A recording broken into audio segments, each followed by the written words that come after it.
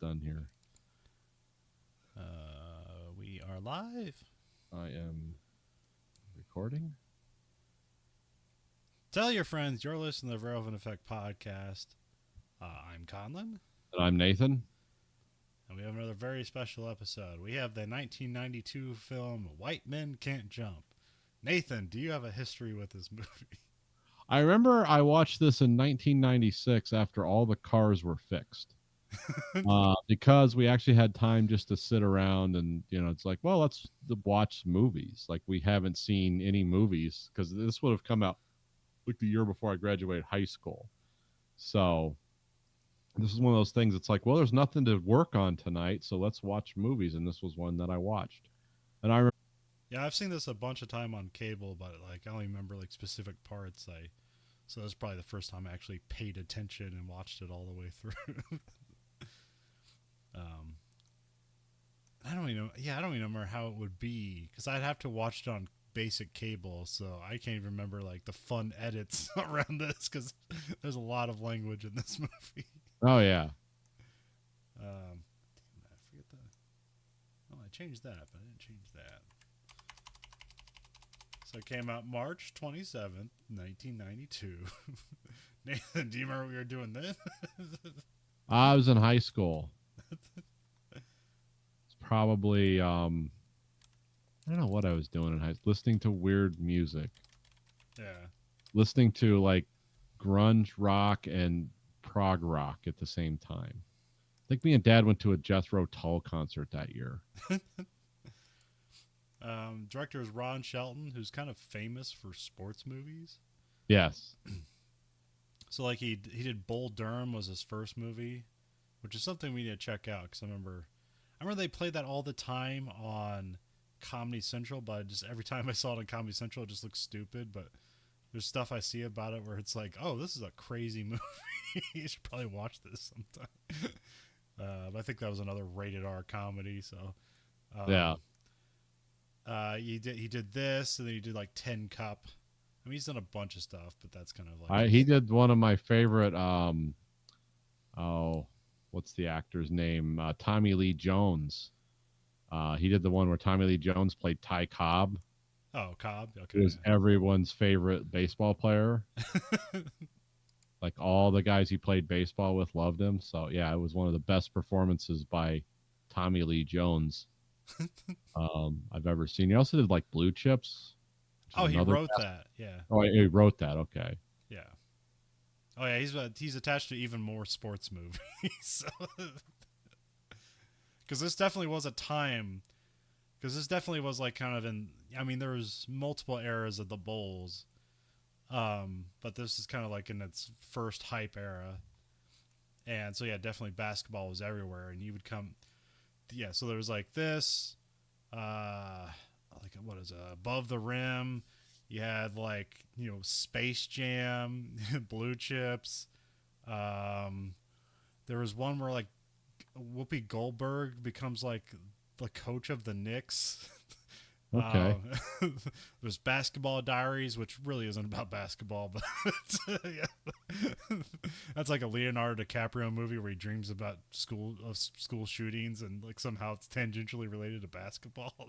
Oh yeah, I remember. Yeah, people reference that movie a lot, saying that's why school shootings started was because of that movie, which is based on a book, I guess. I don't. I've never really gone into it, but yeah.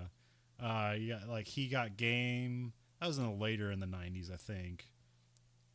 But yeah, just a lot of basketball movies. Basketball was big at this time.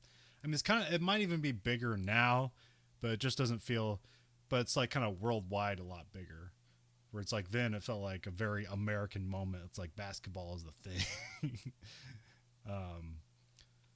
That also the Bulls era came off like the Showtime Lakers and the Celtics era with Larry Bird. Which they're now also like kind of like reimagining in a drama series on HBO. Which I haven't seen it yet, but it's like in its second season. So, but yeah. If you want a sports movie, you went to Ron Shelton. I guess he was a minor league baseball player and played college ball. So, oh, okay. so that's why he was kind of authentic for stuff. Also, like when he picked out movies, like when he was doing this stuff, I don't know like what his age at the time he was doing this, but he'd basically use his athleticism to try out the actors and figure out like, can he throw a ball? Can he do this? And if they couldn't, he wouldn't hire them. So apparently, like Charlie Sheen was up for this role, but like he couldn't play ball. And then Charlie Sheen was like, "Well, I love baseball and I can play baseball, but I'm not a basketball player." So, and then also, I guess also Keanu Reeves was up for this, but he couldn't play basketball, so they weren't going to try to figure that out. Huh. Also, apparently, I guess Wesley Snipes wasn't a good basketball player, but he was a good athlete, and so I was like, well, I can work with that. So, Oh, okay. Woody Harrelson, I guess, literally did play college basketball, so that helped. Yeah. Yeah. So, when I see this is like, because there's like a Woody Harrelson before and a Woody Harrelson after, and like, oh yeah, this is Woody Harrelson before. It's like this is the different Woody Harrelson, because he was like probably in his 30s when this was made. Oh yeah, he's the guy who's like kind of, yeah, he's got like that, you look like you're 40 for like you look like you're 40 for 40 years. Yeah, that's what he's got going on. He started balding early on, and then like shaved his head, and he's still doing movies, and he's also a crazy like health nut, so that helps too. Yeah, because now he's like some kind of super vegan. Yeah. Something, or he always has been. I don't know. Yeah. No, he always has. That's why there's a moment in here where like he comes home and he has like said he got like veggie burgers for her, and she's like, "I'm not eating that crap." And he's like, "Yes, you are," and that's kind of the only hint of that. Like, oh, that's more like I don't know if that's the character or Woody Harrelson coming through. When I hear Woody Harrelson now, I think, oh, season 1 True Detective, like that Woody Harrelson. Yeah. Which interestingly, he would have played across the similar age range to this movie, because that one goes like 20 years into the past or something. 10 years, I'm not sure. Yeah. But yeah. What was this? Cinematographer Robert Boyd. What did he do? Russell Boyd. Oh, Russell Boyd. Yeah. He did another early Mel Gibson movie I love in 1980 called Gallipoli. It's about the World War I, the Battle of the Gallipoli. Huh. Mel Gibson was in it. He wasn't the main guy, but yeah, it's a great looking movie. Huh. And it was like when I was looking this up, I was like, "Oh, this guy did Gallipoli. I remember that movie." It just because it looks cool. It's an early '80s, late '70s Australian movie. Oh, but, that makes sense. They had a way of making movies at that time that was amazing. Yeah, this guy also shot all the Crocodile Dundee movies. So. Yeah. Oh, yeah. What are the other ones? He worked with Ron Shelton. Basically, I got a lot of his movies, and also did a lot of like big comedy. Like he did Liar Liar, Dr. Dolittle, the one with Eddie Murphy. Oh yeah, okay. Oh yeah, he did Master and Commander. Nice. I forgot about that. Yeah, Peter Weir. Okay, yeah, same guy that did Gallipoli. All right, makes sense. Oh, is he also Australian? Yeah. Okay, that makes sense. Okay. Yeah, we probably got to watch that sometime. It's been coming up lately. But I mean, it only came up last time because it's like boats. And it's a movie I remember liking, but it seems that people love it. And I'm like, oh, this just must be the world's greatest dad movie. Where it's just like all the details are correct, but it's really just a slow, boring movie. But to dads, it's like, oh, they got the detail right. This is amazing. I remember I saw Master and Commander in the theater. I remember liking it a lot. Yeah. Because it was just kind of cool. It was like, oh, this is probably what these guys were like. And, you had to be nuts. And at the same time, very smart too. Yeah. Survive in a world where you're just basically, you're almost in outer space. If something goes wrong, you're done. And you're going to shoot at each other with big cannons. Yeah, I can't remember. Was there something crazy with the production where like they just like actually had ships out in the ocean, or they just have like a big tank and they had real ships in the tanks, those big tanks that they shoot these movies in? I can't remember. I used to know there was something crazy about it, but I don't remember. Ah, I we'll think they figure it out actually some other used time. real ships. This guy, the director of that, also did another movie I really like called The Mosquito Coast with Oh, okay. Harrison Ford that in the '80s. I Yeah. always remember that was a very cool atmospheric. I love atmospheric movies like that. So yeah, they always And get me with the atmosphere. and this was written by Ron Shelton, which I guess that's because so. I mean, these movies always come up. It's like, hey, white and black people, can they get along? And so these have been going around forever. And so Yeah. this is the '90s flavor of it.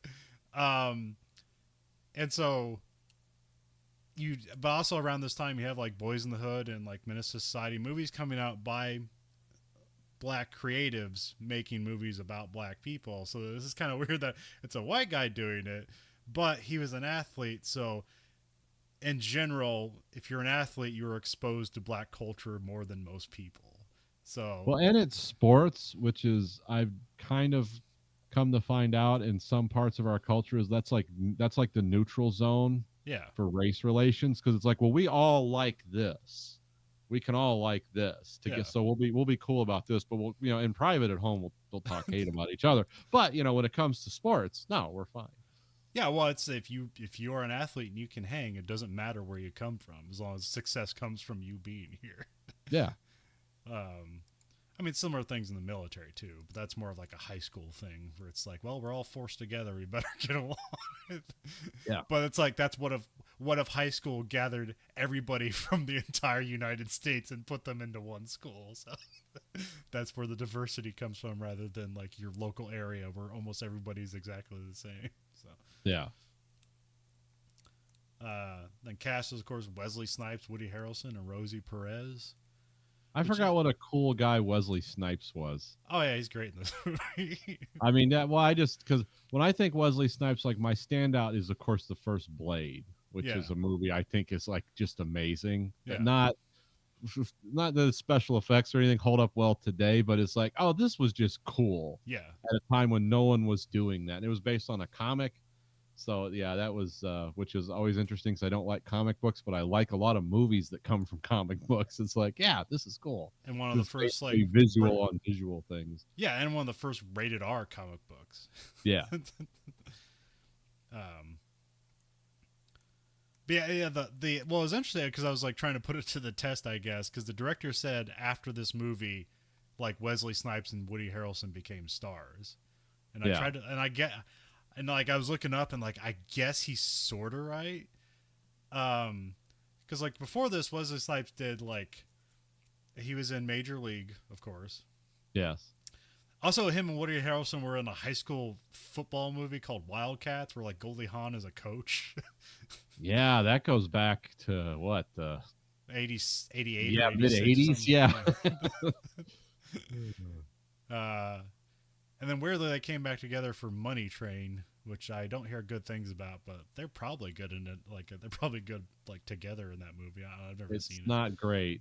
I didn't like it as much as I hoped because it's like, oh, Woody Harrelson and Wesley Snipes are in it. This is going to be cool. It's like, no, not really. That was one of those movies where like the premise seems cool and then just the execution is terrible. It's like, oh, they're gonna get rid of all this money and like they're gonna put it on a train. They're gonna burn all this money. It's like, well, what if it just disappears? And apparently, cops are stealing the money. Yeah, it's an amazing idea. It's like, yeah, where do all those nickels go that in the New York subway system? It's like there's a train full of them. I think Woody Harrelson kind of became a star after Natural Born Killers, which came 2 years after this. Yeah, That's when like after that we had the Cowboy Way, the People versus Larry Flint, yeah. like just crazy, just almost complete, Woody Harrelson vehicles almost, and then Kingpin, of course, we can't forget that. Um, but like, so for Wesley Snipes, what he did before White Man Can't Jump, he did Major League in '89. And I'm just going through the stuff that I recognize. King of New York in '90. Yep. Mo Better Blues same year, New Jack City '91, uh, which he's like now that's a famous meme of him is from that movie. So Yeah, I was gonna say I know there's a meme from that. where he's crying and holding a gun to somebody. Yep. Jungle Fever. Then he does White Man Can't Jump, and then after that he does Passenger 57, which that's basically he's the star of the movie. He's an action star. Boiling Point, Rising Sun, Demolition Man. Demolition Man's the one. That's the Belle Epoque of old Wesley Snipes. Yeah. Money Train, The Fan, Murder at 1600, U.S. Marshals, and then Blade. The Fan is the one with it's like Robert De Niro, Yeah. right? Yep. Okay, I remember that one. It's a what's the other Tony? That's a Tony Scott movie. Okay. So visually amazing, but story problems. um, yeah. Then like after Blade, he was kind of just did a bunch of. It's pretty much he was just Blade after that. I mean, he was on that other stuff, but it was based. Half of it was like straight to DVD stuff. Yeah. And then he got into tax problems, and then he's kind of back and doing a bunch of TV stuff, so he's still around. Oh yeah. I mean, he's a good actor too. I mean, that's a guy that like you'd want in things. I don't know. I never understood the tax stuff. I just know like, oh, he actually went to prison for it. So it's like, oops, they must have been bad. Must have owed him a lot of money. Yeah. I don't know what was that based around. It wasn't like sovereign citizenship stuff, was it? Or I don't know. Or was it just like, oh, I have to pay taxes on this? Wait, I'm famous. I don't know. That's the thing. When you hear somebody goes to jail for taxes, like you don't want to find out it was a legitimate reason for him to go to jail for taxes. Because then you're like, well, then that can happen to me. You want everything. You want everything tax thing that ends up in prison to be false justice at all times, because then that means that like, oh, then maybe I can escape it too. So, yeah, you always the IRS is this amorphous evil organization that is just there to immiserate human beings. It has nothing to do with paying for all this shit. It's just there to mess with you. And, I mean, I bitch about taxes, but I always pay them. Yeah. And that's the thing, like listening to what's his name? Chuck Palahniuk. Yeah. About how like basically somebody who was managing his money essentially stole all his money. It's like, yeah, if you're a creative person or you're someone in that, world, and you don't have this sideline skill of like, oh, I know the tax code and how to manage my money, you have to trust people. And by the way, millions of dollars are coming into different bank accounts at different times. And you're like, okay, I trust Bill to make this all happen because I have no idea what's going on. And I'm in the same boat as all these guys. It's like, I wouldn't know what to do either. And it's like, well, guess what? He screwed you. And now you owe all kinds of money in taxes. And it's like, it was your money and he did it. We can't prove that you didn't collude. So you're on the hook for it. Guess what? And it's like, it's terrible when you really break it down, because you always think it's like, oh, he was doing something he shouldn't have, but you don't know. It's like he could have just trusted somebody. Yeah. And the law is like, they might even believe that, like, well, we think you're a nice guy and you're not lying to us, but we can't prove it, so we have to proceed as if you guys conspired to do this. Yeah, your tax guy and your lawyer have like authority of your signature, so anything that your signature gets put on, you're liable for. Yeah. This is why you should have been incorporated yourself, and you're no longer a person. You are a corporation with limited liability. I can't sign autographs because I don't own my maintenance anymore. Like, don't ask me. Oh, that's bullshit. It's like, oh no, that's actually a real thing. But it's also the harshest interpretation of that. It's like, yeah, I just actually don't want people coming up to me and asking me for pictures and signing things, because that would yeah, I think the only like holding the door for people sometimes. I can't even imagine having to deal with that. Yeah, the most complicated I've seen like taxes is like one time Shaq was like doing something where he's being followed around. It was like 15 years ago, like when he was still playing ball, and he was like showing off like his tax situation, and it's like, so like we travel around the United States at different states, And so when you're in that state and you're playing basketball, you have you have money you're getting for that day for that game, and so that tax you're getting money and that you're being employed in that state at that time. So every state you play in, you have to fill out taxes for every state you play Yep. in. It's just an army of accountants behind you. And that's just to stay out of prison. And you're hoping that at every step, one of those guys isn't lying to you. Otherwise, it's like, well, let me review this myself. And then it's like, well, you don't have time to play basketball now because it's going to take a while. So.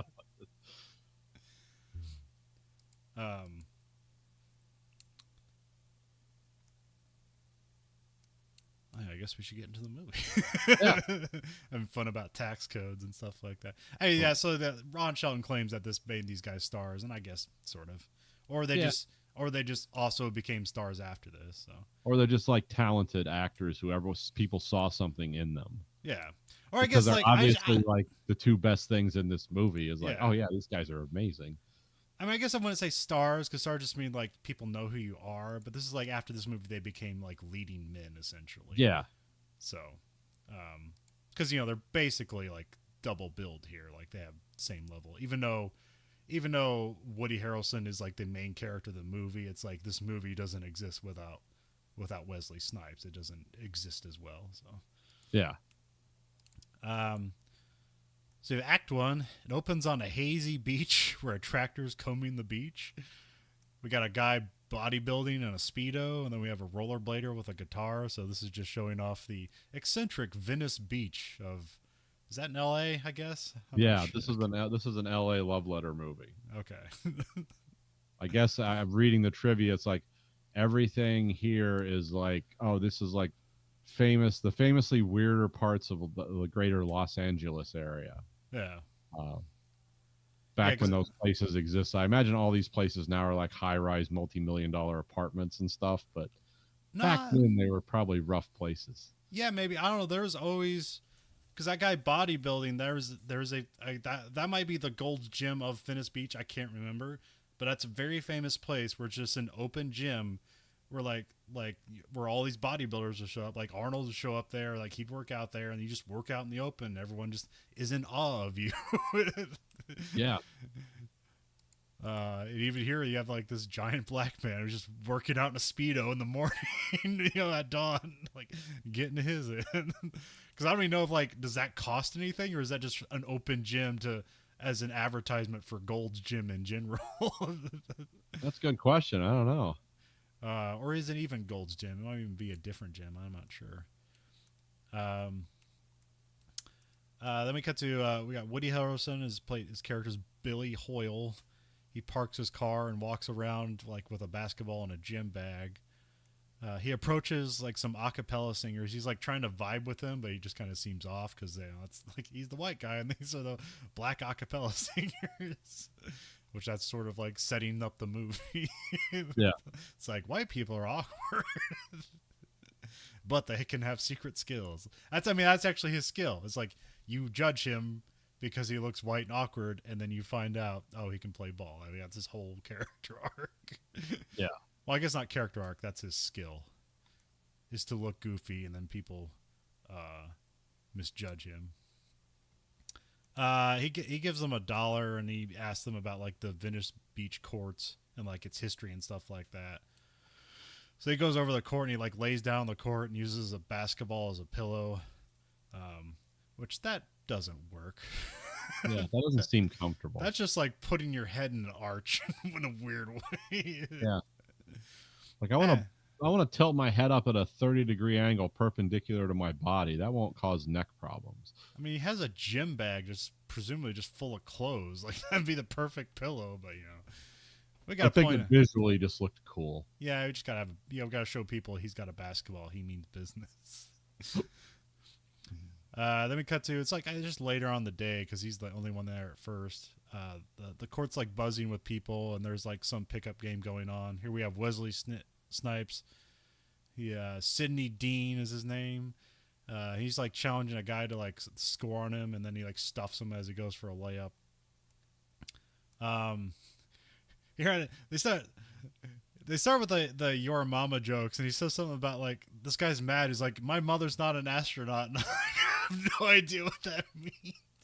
I think I missed the setup for that Well, I think punchline. the joke is that guy doesn't know what an astronaut is. It just sounds like a dirty word. That's what Yeah. I got out of it. Okay. Um, and there's It's a like, you bunch. call my mom an asshole? No, astronaut. Like, huh? It's not said like that, but that's what I'm implying. Also, like the your mama jokes were huge around this time because I think there was a section in Living Color called like the Dirty Dozen where it was just your mama jokes. So Yeah. I don't know how much because I've heard these jokes a million times from this movie, and I don't know if this movie stole a bunch of those or if they originated here. But apparently, there's a lot of time spent on set coming up with these things.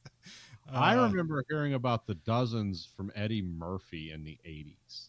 okay, It was like playing the dozens was basically a it's just kind of an almost like lyrical hyperbole, like sing song insulting of the person, their characteristics, and then it became your mama jokes. yeah, But I always heard this as the dozens, but yeah, it also has a billion other names too. yeah, Um, because it's like catch and say, or it's like say and repeat like insults essentially. yeah. It's like everyone knows these insults. It's like no one's coming up with the, oh, your mama fell down and broke her leg and gravy came out, the bitch so fat, or your mama jumped up in the air and got stuck. It's like it's almost like you're gonna say part of it and the other guy's gonna say the other part because everyone knows these. Yeah. But it's not really that the jokes are creative or originally come up with. It's like how much can you tolerate before people start punching each other? What's gonna be the thing today that sets you off? Which is how Just I understand it. it's the Mobius strip of humor. It's no beginning or end. It just kind of rotates around in the path. Yeah, it's just like a wheel. It's like the wheel that comes into your life that it's like it's just going to grind against your sanity. It's part of those things. One of those things that I never got of like the general arc of like insult humor. And don't get me wrong, I get insult humor, and I don't mind if people insult me.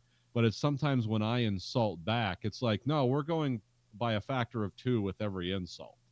It's like we're gonna go from, oh, you're fat and sloppy to like, oh, I'm gonna go with, well, your mom's a whore. I mean, we're trying to make each other mad, right? And before I know it, like people are trying to swing on me, like, oh, what's going on? I thought we were playing this game, and everyone's like, no, man, you can't just jump. His mama just died. It's like, no, she did. You're lying to me. It's like, no, she did. She got shot in the head. Like, what? What the fuck's going on here? So yeah, I don't do the insult humor. With some people love, like, just inciting that you're gay or inadequate somehow, just with every conversation, and it's like, okay, this is weird. So what are you insecure about? And sometimes I'll straight up ask. So it's like, so what insecurity are you channeling? It's like, hey, fuck you. It's like, well, you just called me gay, and why are we doing this now? Okay. And also, like, yeah, I don't know what started first, but like rap battles are like this way too, where it's like it's not about like necessarily your rapping skill. It's about like what you can come up on the spot to make fun Yeah. of the other person. Which is what in that 8 Mile movie, it's not even like Eminem started this, but like what they make it seem like in the movie, like he was the first one to just not make fun of the other person, but just make fun of himself. Yeah. He's gonna trick you. He's gonna reverse the script on you. Sydney goes up to Billy to ask him what the score is. He calls him a chump. It ends up being a confrontation because he doesn't even know what the score is. Sydney's girlfriend, actually it's wife, shows up and she needs some money for grocery because the check bounced. So now we know, like, money trouble. It's a thing. Also, that's probably, I don't know. This, again, me going into like the logistics of this movie, because it's like, what does everybody do? Yeah. Is this people's like weekend? Is this their free time, or is this everyone's job? Because it's indicating that like this is Wesley Snipes' side job. Like he's like a vague contractor on the side, but like the money pickup games is where it's at for him right now because like construction's slow. Yeah, that's kind of, he was like a house painter or something. It sounded like, or some kind of painter. Because because I know nothing about basketball, and so the only thing I could compare this to is something I know a little bit about, which is like pool hustling. You Yeah, know, it's like, yeah, oh, so it's like, oh, this is just like a basketball version of pool hustling. But I'm assuming that, you know, these people have like day jobs or something, but it never yeah, really comes up. yeah. I mean, you find out later on, it's like, okay, this is this person's day job. But like some people, it's like, what is your day job? Is this your job? Because Yeah. this is Billy's job. He hustles people across the country. And now he's ended up in California because like nobody knows who he is, and also he's running from like the mob that he owes money to. Because that's just a common theme, especially in the 90s, where it's like, we need a bad guy that he owes money to. It's like the IRS? No. The mob. Yeah. The IRS won't kill you, presumably, if you owe them money. And really, the mob shouldn't either, but that actually plays out in this movie. Because in a movie universe, it's like the mob wants to kill you because they owe you money. And here it ends up being like, oh, they just want the threat that they'll kill you. Yeah. They don't actually want to kill you.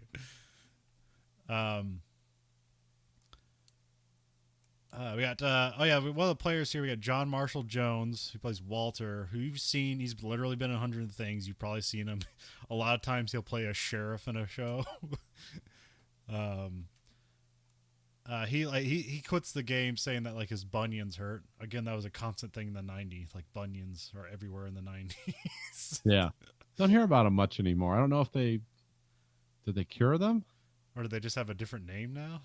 That could be. So they're going to sub in Billy, but they don't want him because he's white. Which I made me like this movie. I mean, this is mostly like a movie about like mostly black culture, but I bet it's like, you know, white guys are the, you know, not necessarily the hero, but like the white guy is being what do you call that? What do you call that? He's being, what the fuck is that word? Othered? Yeah, but he's being not segregated, but you know, what's the word? He's the outsider. He's the sanctioned. I don't know. Yeah, I know what you're getting at. What the hell is the word? Racism words. No, don't read those out loud. He's being ostracized because he's white, because white guys can't play. That's also not the word I'm looking for, but it'll work. Yeah. Yeah, so they put him in. Billy guards Sydney. Billy gets a steal off of him, and then he gets an assist. It's a no look pass. No look pass by Billy. I wrote that weird. I wrote by B-U-Y. You know, no look passes are fun, but that's a whole vibe thing. Okay. Because the thing about a no look pass, like I can throw a no look pass, but if I also trick the guy that's getting the pass, it's not gonna work. Yeah, it's not a pass. It's like, why'd you just throw the ball away? Like, well, I was trying not to give visual cues to my opponent, and I also didn't give visual cues to the guy who needs to know. So that's a very tricky thing in basketball, is that you have to give visual cues that you're throwing a no look pass, but only you and your teammate know it. Yeah.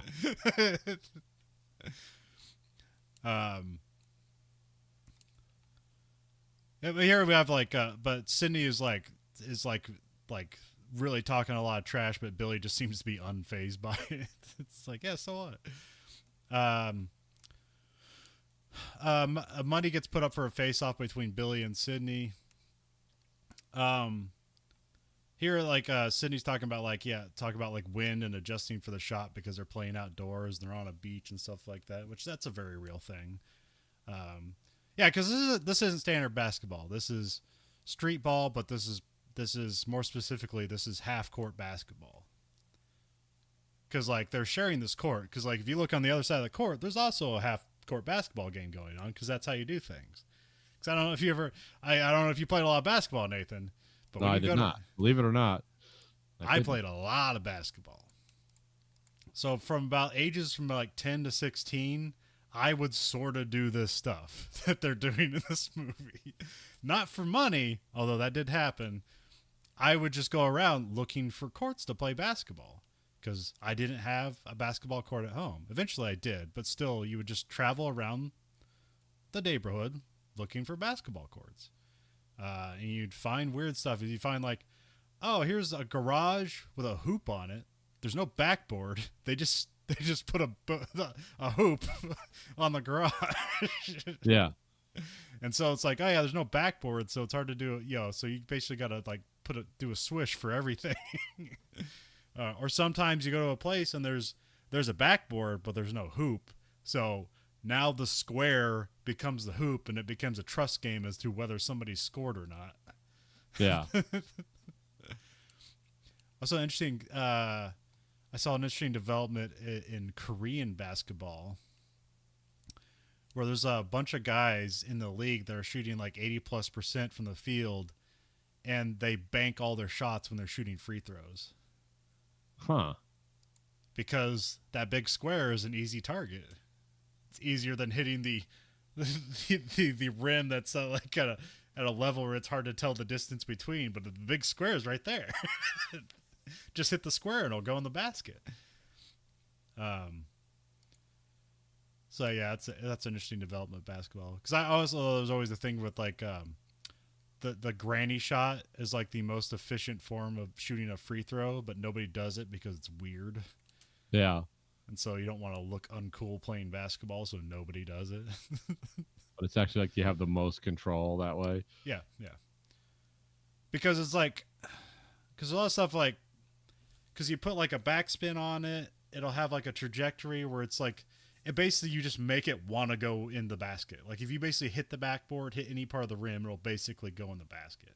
Because it hits with a backspin, but it also has this kind of like dead float to it, so that when it hits it doesn't like bounce and fly off. It like bounces, it bounces low, but also try to roll into the basket.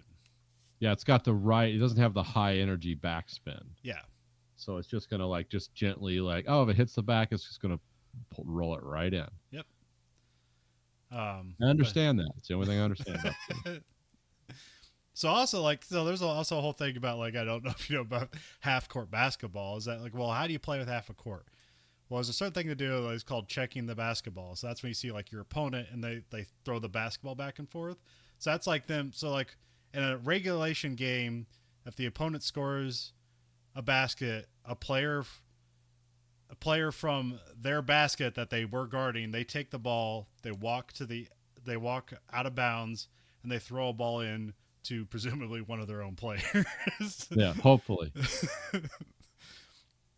And then the ball is in play. So here they represent that by like you give the ball to your opponent, say check, and then they give it back to you, and that's representing going out of bounds with the ball.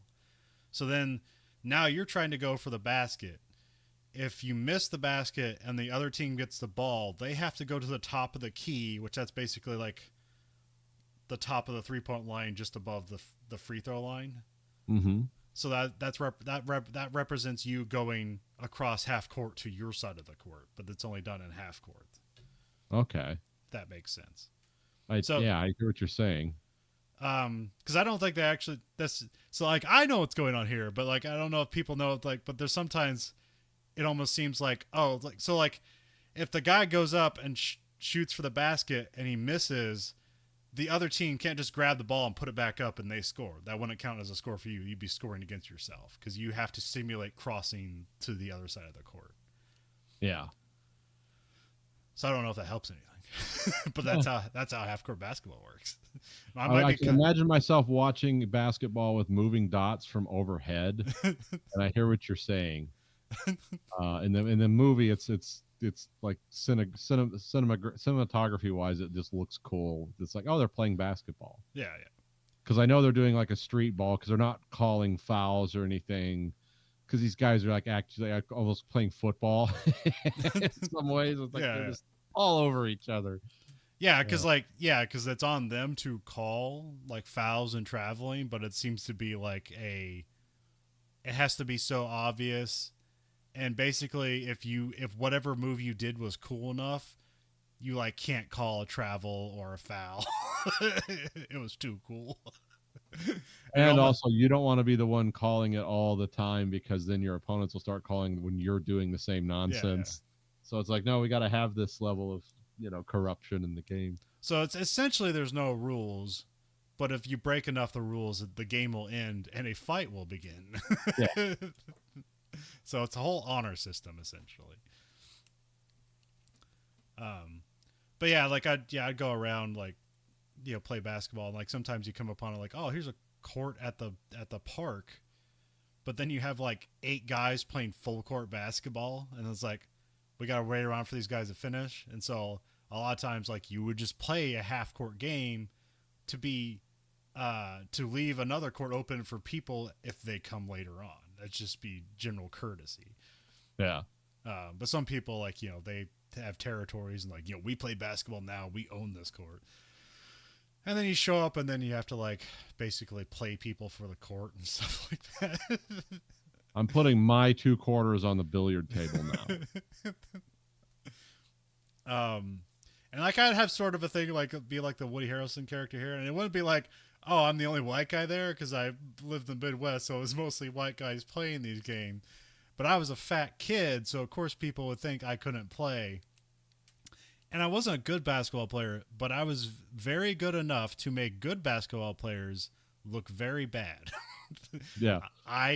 Me being good against players who are thought to be good is embarrassing to them.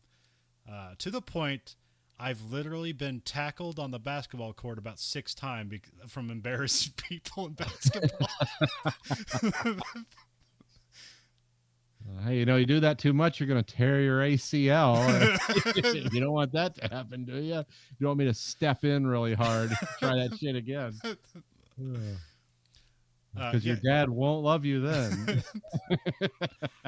I remember I was playing basketball against like a metalhead who was like playing in like boots and like torn jeans and stuff like that. And nice. He had like weird. And he was like 5 years older than me or something like that. And he had like a built upper body and long arms. So his whole thing is that like he could dive in and steal the ball from you, like just at will. Yeah. And I think about like a lot of these like pickup games that are going around is that people find one thing that works for them and they never change. They just find the one success. Oh, okay. And I wasn't a great basketball player, but I was an adaptive one, which infuriated people. So this guy would reach in for a steal, and if you try to like dribble it around his hand, he would just be able to get it because he had long arms. So I dribbled it behind my back, and then he almost like I did a judo throw to him. He would like trip and fall.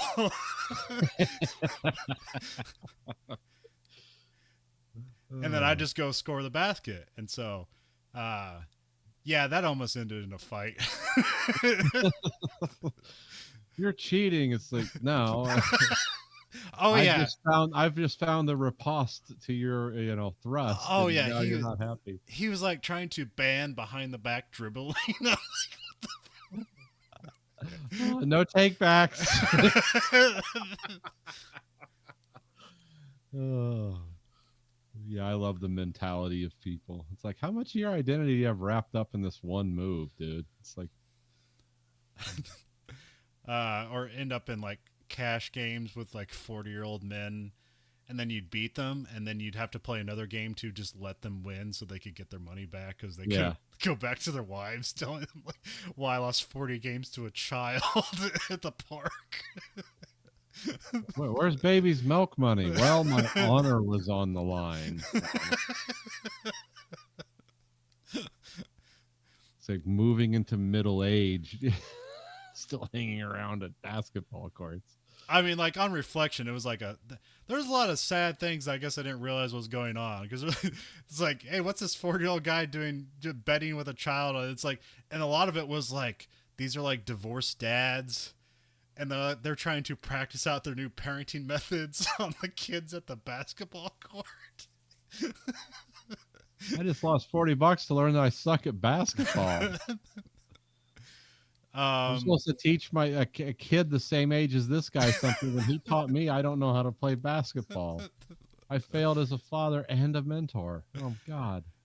And there's always like weird cars around where it's like probably some guy getting a hand job like behind his wife's back, or a guy giving another guy a blow job. I don't know. That's always fun. It's like, hey, throw the ball back. You know what? Never mind. I'll get it. I don't even want to know what's going on. Which I didn't recognize it then, but I was like, oh, there's always like weirdly people pulling up in cars and then kind of like pulling away slowly. It's like, wait, what's going on here? You don't want to play basketball? What's going on? It's like, oh, we're not here for basketball. Like, come over, let's play. It's like, no, you don't want to play the game we're playing. It's called buying dope at the park. Like, oh, okay.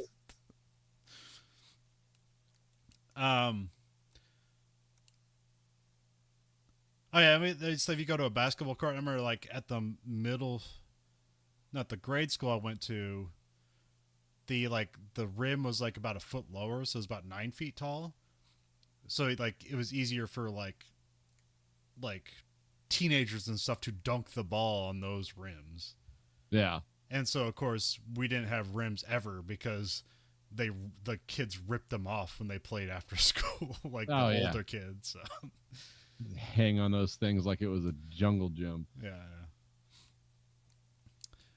Anyway, so that's what's going on here. This because there's no notions in this movie at all that like hopes for like professional basketball play. This is all just, and this isn't even like intramural or like organized basketball except for one moment. There's just people in their free time playing basketball, presumably. Yeah. Because also I don't even know like what day is like, because it seems like every day they're doing this. So this is like people's free times in the weekday. Like this doesn't seem like just a weekend thing. So they're finding people all over the place.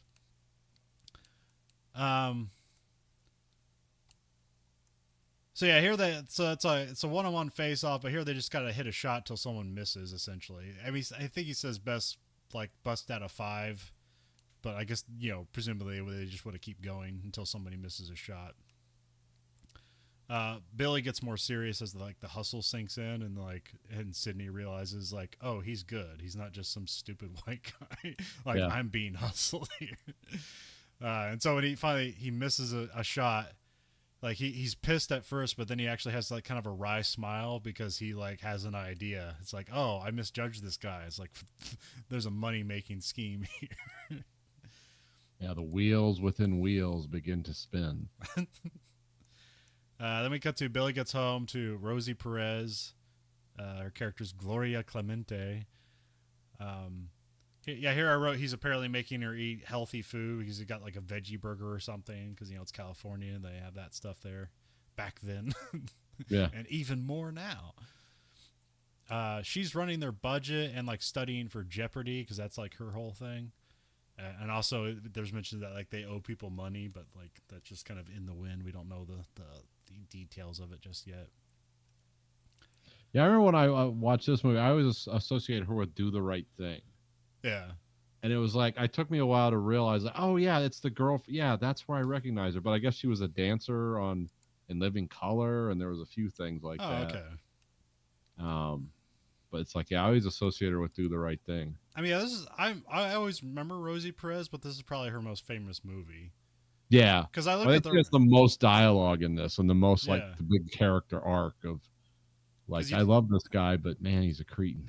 Because I definitely like recognize her voice, but when I looked over her filmography, it's like, I don't recognize a lot of this. So even though I know her, like her most famous thing now is she's the voice of Miles Morales' mom in the Spider-Verse movies right now, the animated ones.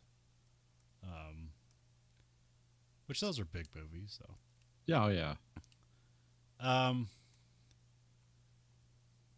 They start making out, and she makes him take a shower. There's also a fun thing where they have like a jar full of money, and like he spreads her legs open and puts the jar in her in her crotch. It says, when I come back, I'm gonna put my mouth where the money is. Yeah. And then there's a knock at the door, and then this makes everyone antsy and scares Gloria. He starts telling like, if you don't hear from me in 30 seconds, like jump out the window and stuff like that. So he opens the door. It's Sydney there. He said he's pretending to be like management or something like that. So, also I don't know how the living situation works because I've never had to like jump between motels ever in my life. So I don't. Yeah. And I've never known motels or hotels to be cheap. So I don't. Yeah, I guess there's like a weekly rate operating here. I'm not sure. I don't know. Here's where we find that Billy played college ball in Louisiana, and he said it didn't work out, so he's been hustling ever since. And so he moved to California because people don't know him here, but also to get away from the mob guys. So here Sydney proposes that they play in a 2-on-2 tournament that's coming up, but in the meantime that they can hustle games, and so that's the whole plot of of the movie. Yeah. So I have that being the end of Act 1. We have Act 2. It's a pickup game. Sydney's talking trash against like the biggest guy in the court, which I think I wrote his name later on. Raymond. Yes. And here he puts money on the line, saying that Raymond can pick his opponent.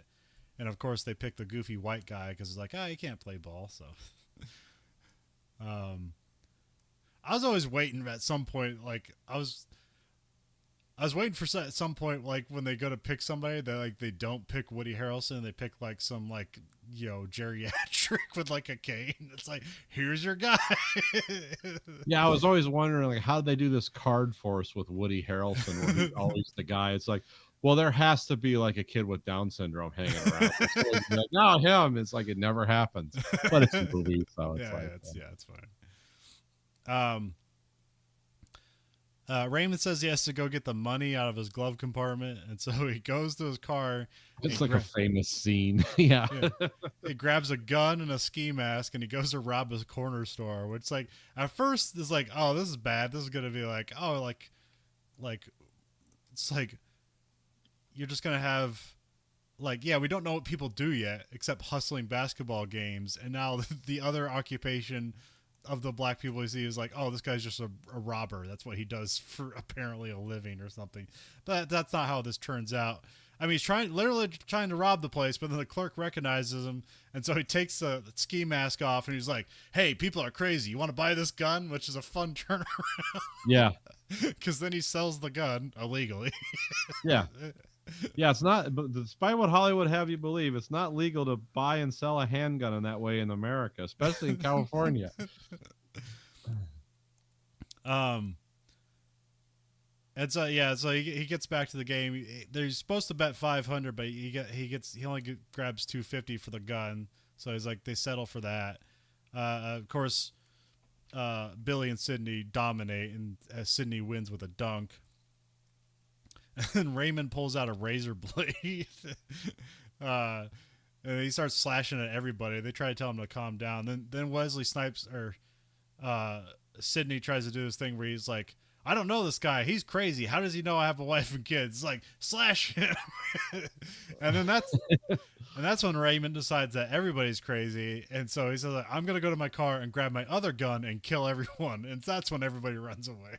Yeah, basically, yeah, that's just park clearing moment. And apparently when Ron Shelton was doing stuff for those movies and he was hanging around basketball courts, that was like based on a real story I heard. It was like, because there was like caution tape up at one of the courts. He's like, what happened? And it's like, guy got mad because of a block, and so he said he was going to his car to go to his glove compartment. He came back with a gun and shot somebody. So you could see it happening. Here also we get I've seen that thing where the cops play basketball with kids at night in like rough urban areas like that. That was here. They did that. Okay. Not here like where I live, but Detroit and places. And yeah, and it's like, oh, this is actually working. Like the cops are having fun playing basketball with the kids, and then there's like money got involved and drugs, and people start shooting each other. It's like, oh, well, so much for that. Like people are just willing to like shoot at people when the cops are actually there playing basketball. Like, now I don't know if they were dressed as policemen, But it's like everyone knows these guys are cops and they're Yeah. here doing this, and it's like, yeah, let's just start shooting everyone. Like, God. It's usually never the players. It's always the people hanging around the players. No, yeah, it's not the players. It's the people on the side who want to like just start throwing money on the ground. Like, yeah, I bet you these guys don't win, and then somebody loses, and it's like, well, time to shoot everyone. It's like, yeah, it's obviously worth going to prison for $50. It's like, who wouldn't? We got a mention of King and Duck Johnson because they're supposed to be like the king of the street ball around here, or at least back in the day. It's not really important, but it happens later. They come up later on, so that's where they get introduced in name only. They're in the car. They're in the Billy's convertible. Because they all had to run away, so they hopped in the convertible, and Gloria's there.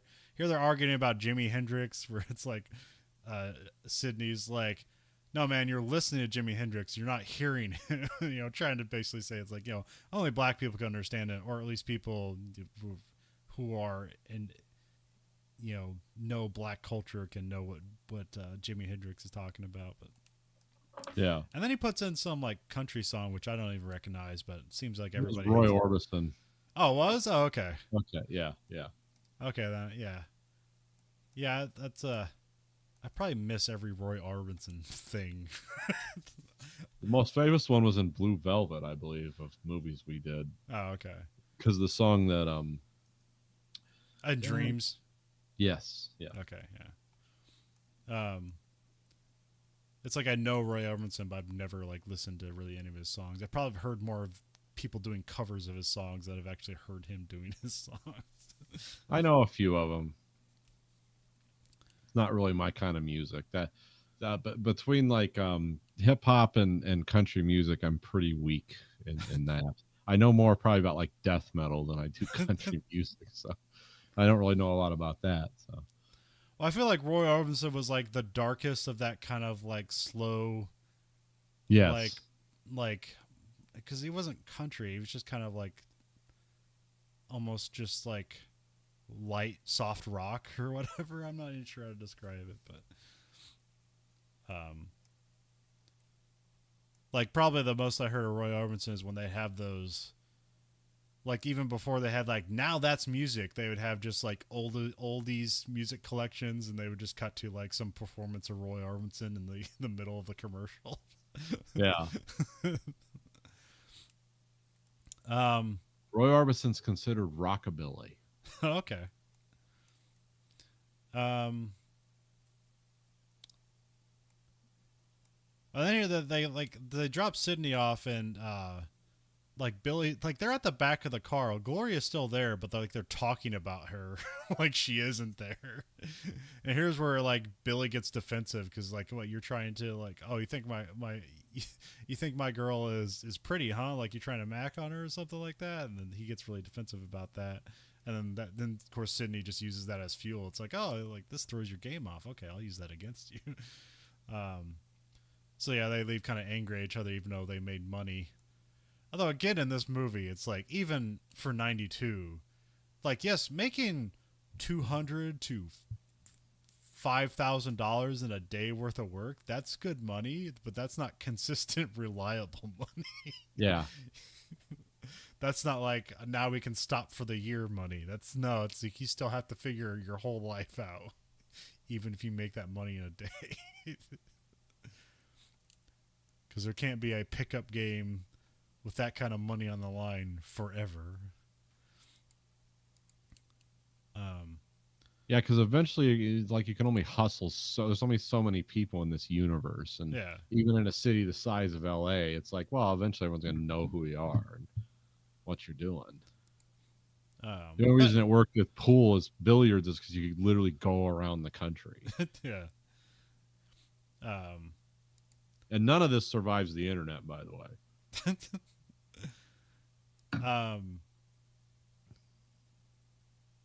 But at least in this movie, like they go around, like they don't ever re-hustle like court. Like every hustle happens at a different place. So, they're working out the logistics of it, but they also all know like, well, this has to end somewhere. Gloria and Billy end the night with some energized sex. Yeah, this movie loved its sex scenes. I forgot I was watching this. Me and Stacy were watching it together. I was like, what the hell? Well, that's the well. I don't know. I watched it for sorry. I ended up watching a trailer for Bull Durham, and I guess there's a lot of crazy sex in that movie too. So it's not Yes, oh yeah. But because I only ever saw bits and pieces of the cable television version, I didn't know it existed there. So. It's morning. There's an argument over a glass of water, which is an interesting scene because I guess it's like this stuff is going on back then, where it's like now I don't know. This has been ironed out now. Basically, it's like basically the whole argument's about like it's a weird setup for him, but essentially the argument's about like when people complain, they don't want solutions. They just want to know that they're heard.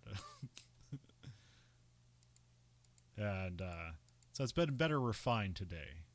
But you know, that's also a thing. What's that like? When you listen to people complain, it's like, oh, I think I have a solution. It's like, hold on there. That's not what this is about. But here it's presented as just like a weird woman thing. Like, women and their weird traps, but you know, it's actually logistical. But so yeah, he gets mad about this, throws the water in her face, and then walks out. You know, he gets weirded out by it, and so he leaves. And then he goes outside and he sees Stooky, the mob guys or something. Yeah, the Stucky brothers or whatever. Which in Internet Movie Database, it's STUCCI, which that'd be Stucci, I think, but you know, Stucky, whatever.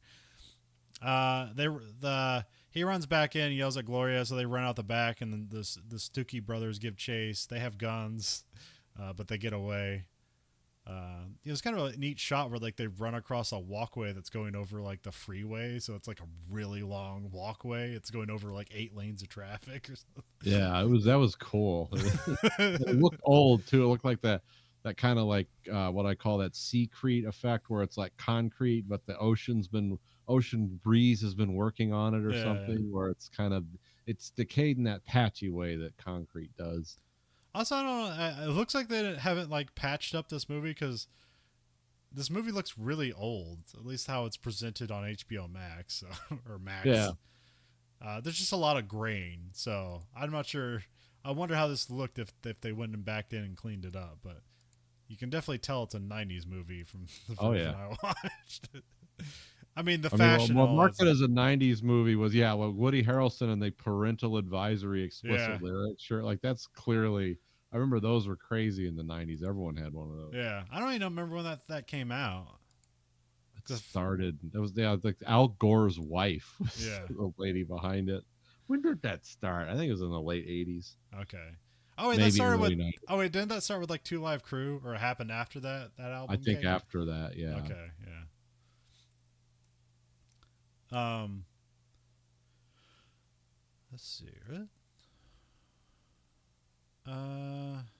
Then we cut to Sydney and his wife. They're looking at a house, and he's worried about money. Still relevant to today. Yeah. They're looking at this house and they're talking money. It's like nowadays it'd be like, this house is $3 million. Yeah. It's a 500 square foot bungalow with a postage stamp lot. This house is $3 million. Here's where he basically mentions that he's got like 5 jobs. Like he says he has a cable job, which I don't know how that works. Like, you freelance cable guy? I help people steal cable. Yeah, and then he's flooring and roofing, and then also he's just like a carpenter as well. We never see him do this. We see him conduct business for it, but we never see him do it. So and he's like a gray carpenter too, like because it sounds like when the one time he does engage this guy's like, I don't want to deal with any permits or the city, or he basically doesn't want his taxes to go up. And it's like, oh, okay, that's a thing in big cities. It's like, can we structurally hide the improvements I've made to your home so your property taxes don't go up? It's also not guaranteeing that's going to be built to code or last or be safe or anything. But you take the good with the bad. Yeah, if you plan to never sell your place ever again, go ahead.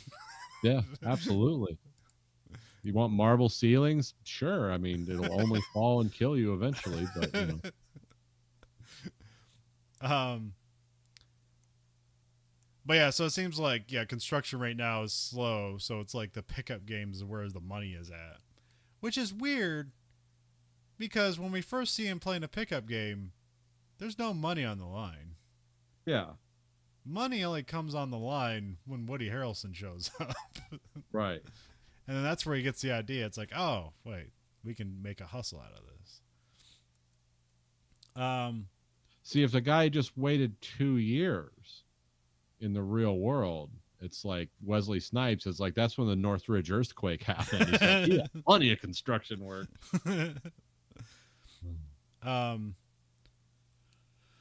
Then we cut to Sydney's playing a game in Watts. You know, where like the Watts riots happen, right? Yeah, Reagan's favorite neighborhood when he was governor of California. He loved Watts, and he loved talking about the people who lived in Watts. He said very, very compassionate about the people of Watts. Old Ronald Reagan, America's, God King.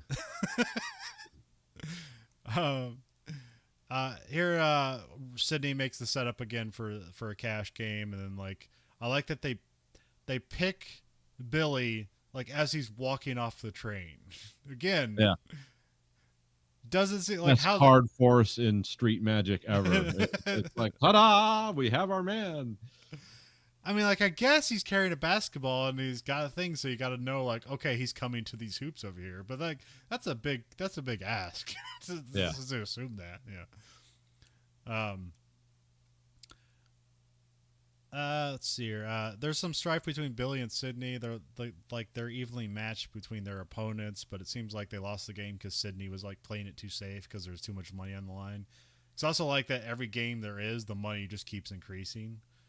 Yeah. So it's like it constantly escalates. So now it's like the first game, it's like $60 was on the line, and then $250. So now this time $1,500 is on the line. Also like the guy gathers together about $1,200, and then he goes to his girlfriend and gets like a diamond necklace. He's like, oh, will that count for the 300? It's like, yeah, sure. Because it's like. Because again, I don't know, like and then Wesley Snipes, like he's like, does this count? And he's like, man, that's CZ, it's cubic zirconium, it's not a real diamond. But he's like, shh, don't let her know. He's like, okay, I'll give you 200 for that or something. It's like, yeah. But also, it's amazing in this movie is that, because again, I don't know the logistics of like who has a job or what they do, or is this their job? They're all hustlers or something like that. But all these guys have beautiful girlfriends that are hanging around them playing pickup games of basketball. Hey, Billy. Yeah, they all look like models and stuff. And the one guy, like that guy's a security guard. Like that's his. You find out later on. Yeah. But yeah. At this moment, you don't know what the hell he is. Yeah. But hey, I know guys at work. I mean, I've known the guys at work. It's like you walk out to the parking lot after work. It's like there's a Lincoln Navigator with $5,000 worth of rims on it. It's like, dude, you make the same money I do. What are you doing? It's like, well, no, this is what's cool. It's like, it's like, well, where do you live? It's like, well, we got to like staple the roof on every night, but I got this Lincoln Navigator. It's like, oh, okay. I get it now. It's like, cause I'm jumping into like a Focus. It's like, wow, this guy's got a really cool car. It's like, yeah, that's all he has though. And his girlfriend's really hot. They drive around in the car and they look cool, but it's like, also, what are your retirement plans? Well, that's when it gets big. Well, also like whenever they like the cash is on the line, like they gather the pot together and they give it to a third party who has to hold the cash, and they all have to basically. They all have to figure out like who do we trust to hold the cash. Yeah, who's not just going to take off running while we're playing basketball? It's like I just made $2,000. So they give it to the fattest guy. He's like, he's not going to run anywhere. The bakery's not open yet. Yet. Catch him. Yeah. He'll fall over on his way up the cart. Anyway, so Sydney and Billy lose the game because Sydney was playing it safe. So Billy has to go tell Gloria they lost all their money. So we cut to Gloria's studying for Jeopardy again and drinking vodka because it's always Jeopardy and vodka, which I don't know why that's always the combination. Well, you got to So, remember, like Rosie Perez, like it's a sad insight into her character. Probably 100 pound, maybe 5 foot something Puerto Rican woman who is power drinking vodka from the bottle, like how I would do it. But she literally weighs 70% less than I do, and she's like doing heroic. Like when he's in the shower, she's like filling a cup. Like, her hands aren't shaking yet, but we're. And that's what? never. I thought that was going to be something with the Yeah, character later, because but the it wasn't. first time she takes a drink, it makes it seem like she's not supposed to be doing it, Yeah. and then it never becomes a problem. Mm-mm.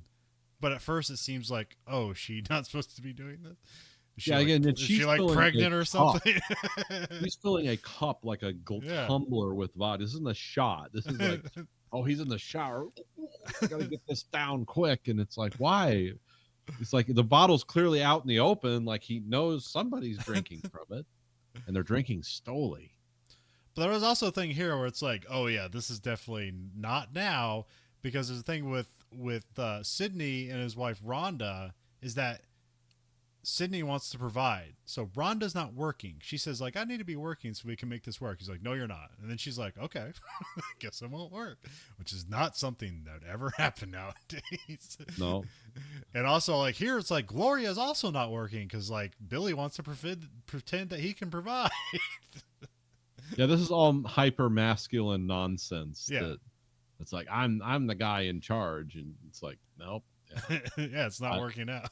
this is not something that even I understand.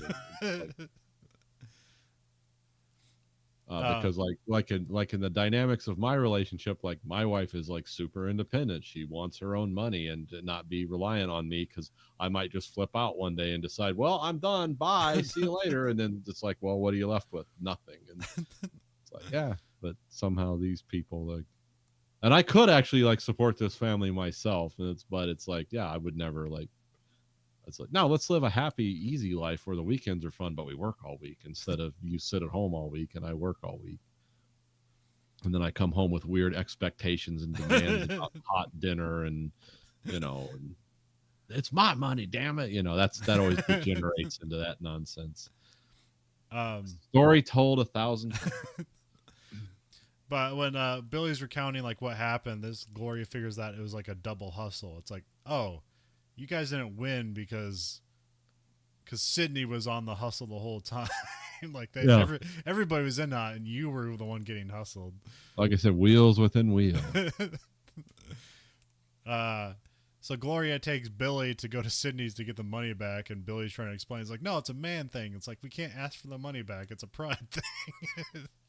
It's the same way we can't call fouls. So they show up at Sydney's place, and the guys that they played against are hanging out there, and the one guy's cleaning a gun, which you don't know he's a security guard yet. So it's just weird that there's a kid around. Let's start cleaning the gun. Yeah. Come here, little man. Let me show you how this works. It's like, whoa, what's going on here? And then Gloria and Rhonda kind of go off and have like a calm discussion about the money. Which I'm presumably this doesn't pass the Bechdel test, but oh well. It's not a real test.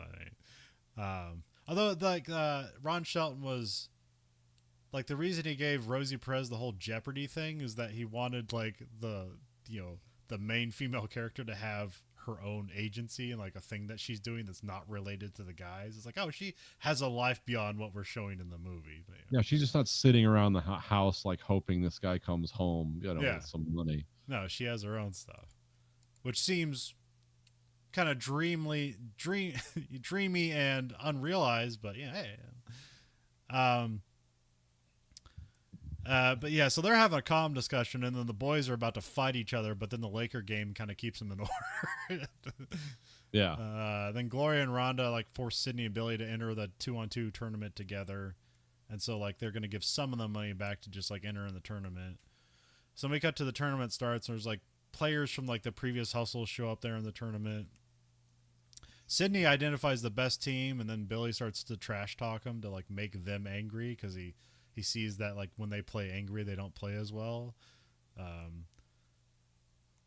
And so then there's a montage of like that team and this team and their team progressing through the tournament. It's like done pretty quick. Sometimes it seems like, oh, here's a shot of against one team and then a shot from another team. It's like, are they playing each other? Like, no, they're each playing different teams. I mean, it's done pretty well. Yeah. And then like they keep cutting to Billy like harassing the black jersey team, which I think I wrote. I think it's Flight and Willie. Yeah. That's the team that's the best team that they're going to go up against. I guess his name is The Flight, but on the board it's just called Flight. That's his nickname, and then Willie's the smaller kind of point guard guy. Sydney gets progressively angry at Billy because he's keep trying to trash talk this team, but he's also doing this because he figures Sydney plays better when he's angry. So that's what it's like. Oh, this will work out. Like you play good and they play bad, and it's like everybody's angry, which becomes a fun thing because the whole tournament's supposed to be about like people coming together and like the whole like symbology on the yeah, they're wearing shirts that say like, was it the what does the shirt say, like Brotherhood Tournament, or yeah and then and it's just like the F word flying around yeah. constantly. Well, there's also imagery of like a white hand and a black hand shaking hands and like we're working together. Yeah. And then like the final game ends, like they almost end up in a fight and there's like, oh, we'll get the money together, we gotta get these guys out of here quickly before they start fighting each other. So they're playing Flight and Willie.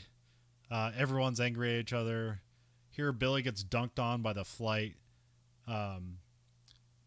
They win the game, but they're still arguing even after they win the game. Like everybody's still arguing.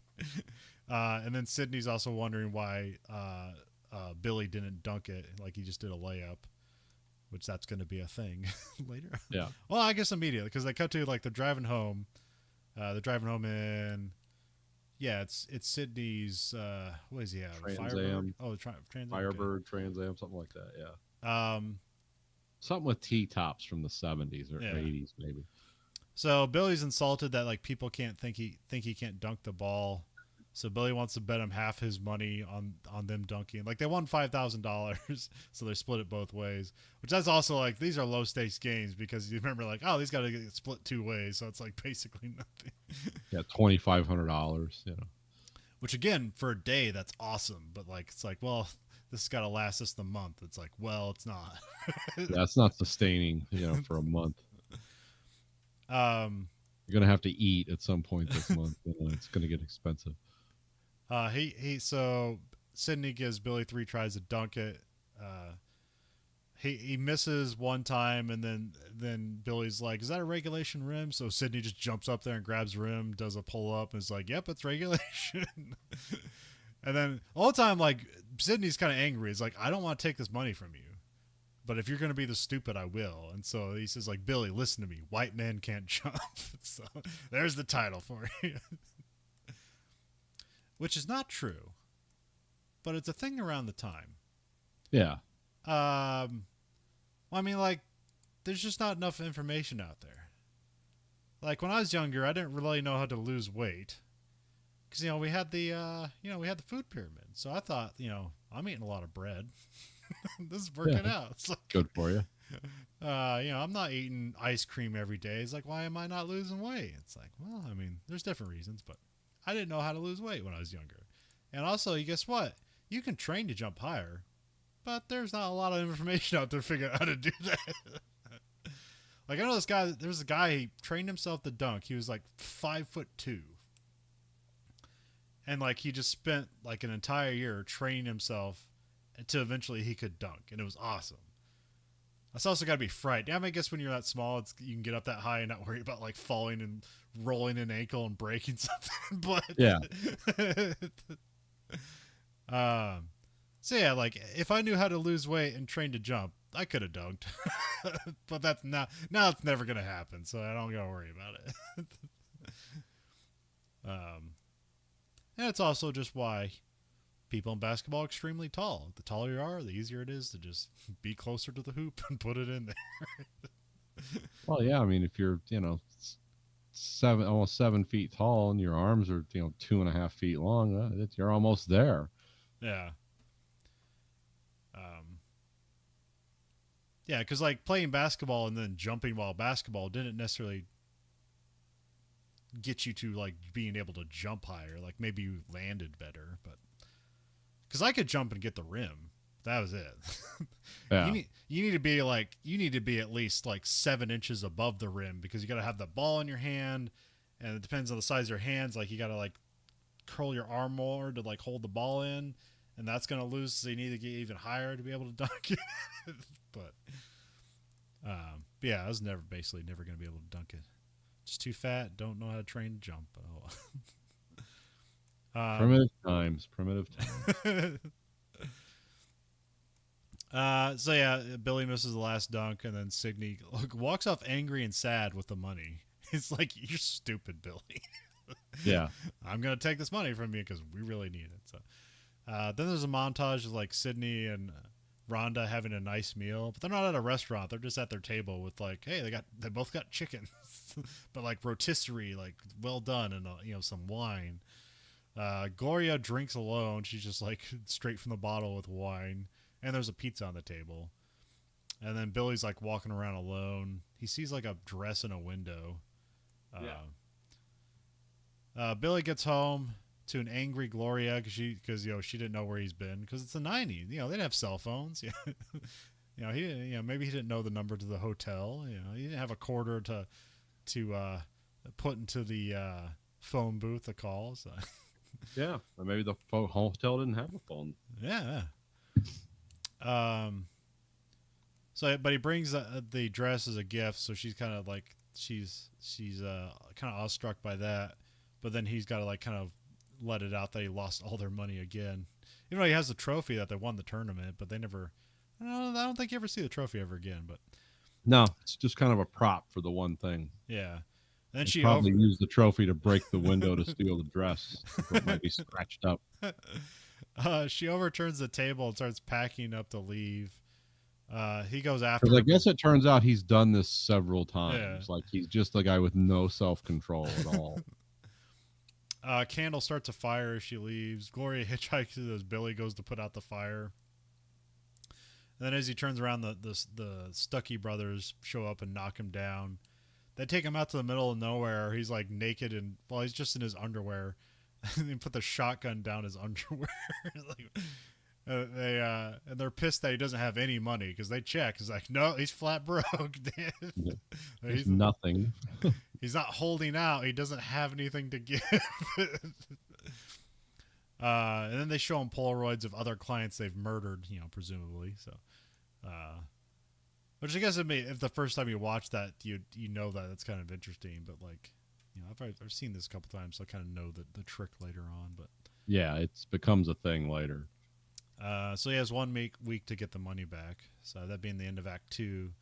Of Act 3, Sydney pulls in somewhere and he's getting harassed by a bunch of like Hispanic carpenters. So, apparently that's people he hires to help do his jobs, but he doesn't have a job just yet for them. So he's meeting with some client on some construction job. And this is where you're talking about some guys trying to do some, what the hell does he want to do? He wants to put like marble tiles on his ceiling or something like that. Oh no, I was just making that up. Yeah, Oh, he was okay. basically offering different like tiles and whatever, and this is when the guy's like, yeah, I don't want to involve the city, and that's when that's what we were talking about that. And then Billy shows up and he comes begging Sydney for help to get money back, which Sydney's mad about. This is like, I'm with a client. It's my one client I've had in the last 3 weeks. So he wants to help him get the money back and Gloria back. So they meet with Robbie. He was the guy at the Double Hustle. He's the guy cleaning the gun. And here they fight. He's the guy. He works security at television a lot where they film Jeopardy. So basically they're trying to get him to get Gloria a spot on Jeopardy. So he'll have some influence. Although here all he says like he'll let them on the lot. Not that like he has contact with the person that's going to select Jeopardy contestants. But I mean, we don't have to worry about the details. That's not important. Yeah. So that they make him have to hit a three-quarter court hook shot. So he's basically shooting from the other 3-point line, like over halfway across the court. And he has to do it with a hook shot. So he hits that shot, and so they all like, you know, everybody. Anytime anybody hits a full court shot, it's like it's a big moment. It's just cool. Yeah. Although nowadays it's practically standard for basketball players to be able to do. I've seen like warm ups with Dale. No, sorry, is that his dad? Oh. Stephen Curry. Well, he'll just like shoot like from the other 3-point line, like shots, and like hit Yeah. like 8 in a row. Oh yeah, I've seen that crazy. They'll just be running down the court practicing, and someone will just throw a ball, and they'll immediately stop and shoot and sink it from wherever they are. Yeah. You know. Yeah, and that's what people don't respect, like, especially the best players in the league. Like some people are just bodies. Like you're in this league because you're 7 feet tall, not because you're good or athletic. Yeah. But there's some guys like, man, like every day it's like, oh, it's like today I'm going to shoot from this inch of the court. And this is their own personal practice at home. I'm going to shoot 100 shots from this inch of the court. And tomorrow I'm going to shoot it from a different inch of the court. And they'll make every shot. Yeah. It's like, why did they miss a shot in a game? It's like, well, the conditions are different. But that practice gives them the ability to give them some luck that when they're in weird situations, it might go in. But you know what? They're going up against guys that are 200 pounds and 7 feet tall. It's like, it's hard to shoot around that. Yeah, I mean, you are one of the best people in the world at this game. So is everyone else on the court. And everyone has a role to play. But that's what they. But yeah, it's like I only know this of my time of playing basketball and practicing and all that stuff. How much time I put in to be bad at basketball, but make other people look worse. Like what they do is like amazing. It's like you don't respect it. It's like, yeah, they missed a shot at a big time in a game. That doesn't invalidate the effort they put in, but because you don't see that effort, you assume that they aren't putting it in. So, but that goes for all athletes, really. There's very few sports, especially nowadays, where someone's just a natural athlete and they don't have to do anything but show up for the game. Yeah. Which that's what seems like in the 70s. You could do that. Like, you could show up drunk to the game. Those were the cool times. Like guys playing baseball on acid. Well, now too, it's the specificity of training. Like they have training down to like, oh, we're just going to, we're just going to build the team around like 2 point guards or something. Like we're just going to develop that one skill for that one particular player, and that's like the team's going to immediately realign around that when he's going in or when they move someone else in. The specificity. I understand that more in football than basketball, but they have people that are just like, oh, he's the best, this guy, but he's just a fair player in every other way because all the other guys are specialized in the other things. So it's very specific. But yeah, I don't know. It's like people like say like guys were tougher back then. It's like you have no idea. Like, okay, so when those guys were tough back then, that's when steroids were legal to use and drugs and alcohol was free to use. Those guys were wild and destroyed themselves for your entertainment, and you thought it was cool. These guys are doing that stuff on no drugs or drugs that aren't detectable. But for the most part, most of your modern athletes aren't alcoholics and drug addicts like they were in the olden times, and they aren't on steroids, or at least they're on some stuff that's not as detectable. But I don't know. I feel like, I mean, that's mostly a big thing in football, where that's like just hyper athleticism and you need speed and weight in a way that's just impossible to do. Whereas in basketball, it's like you don't require that for every role. Yeah. The point guard doesn't need to be roided up, but maybe your power forward and your center does. But when you're 7 feet tall, you're 300 pounds naturally anyway. So yeah. Well, and also these people are having much longer careers now too as a result of that too. Yeah. Because they're not like there's guys playing football into their 40s and stuff. It was like unheard of, even 10 years ago. It's like, well, that's crazy. I mean, there's a few guys, but it's not. Yeah, like the boomers' favorite athletes would be destroyed by like your third bench guy today. Yeah. Oh yeah. And yeah, was your favorite athlete back then? Was he a man's man? Yeah, because he was on pills and booze and he couldn't feel anything. Of Yeah, he course, he. felt no pain. Yeah, he might beat the shit out of that guy because there's no consequences for him in that moment. Nowadays, if they like had something where you could get around all the testing and feel no pain, these guys are playing so hard, somebody would probably get decapitated on the field because they don't have any, there's no like bounce board that says, hey, stop, you're doing damage. It's like, no, somebody just get their head torn off their body, especially in football. It's like, yeah, you need pain to know that's like, oh, there's limits. But that's also like, even like, why don't we just like let athletes be super athletes and just let them have all the performance enhancing drugs? Because there's still like kind of old thing where people want sports to be like a measure of genetics of like who can just be the best natural athlete and go out there with no training and no like no conditioning and be the best athlete. It's like people like still pine like Babe Ruth, because you can look at Babe Ruth and like, fuck, I could be that guy. Yeah. He was a two-fisted drinker when he wasn't on the field. He's having a good time. So he died like really young, but He's swatting dingers with chlamydia.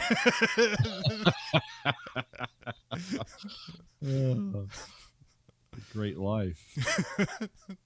No, I mean, I kind of would like to see the Super League, but in the same way that I would want to watch like Roman Coliseum combat, like what's it, like Joaquin Phoenix did in Gladiator, where he's just like, yeah, I'm just gonna have my tongue out of my mouth, like, yeah, tear them apart. I wouldn't necessarily want to see that those two things merge into like every Sunday. This is your sports, is where just roided out monsters like orcs from Middle Earth, or like linemen just tearing people from limb to limb until their hearts explode at like 22. It's like, I don't know if I'd want to see that either. Well, there's someone, they put some documentation together and they're setting stuff up, but they're trying to make a super league of like the Olympics. Yeah, where it's just they don't ban any drugs, and so like, well, maybe fun until people just die on the field. Like they look like a horse after the Kentucky Derby, where their hair is sweating. And it's like, well, we're gonna have to go shoot them now because they're obviously about ready to die. That'll happen a few times, and people won't be. That'll take the cackle out of a lot of people. It's like, yeah, and I'm saying I want to see it once, but I don't. Just the if you're signing up for that, you know what's going on. Just the athletic version of the Ocean Gate. They just make everyone sign a waiver. Yep. Until somebody implodes from roids. Yeah, somebody dies like in Time Cop when the two same people like touch each other. It's just, he disappeared into a puddle of goo. It's really weird. It's like, yeah, that's what super steroids do after a while. It's your cells, like what they say in Ghostbusters, they explode simultaneously at the speed of light. It's like, wow, steroids are messed up nowadays.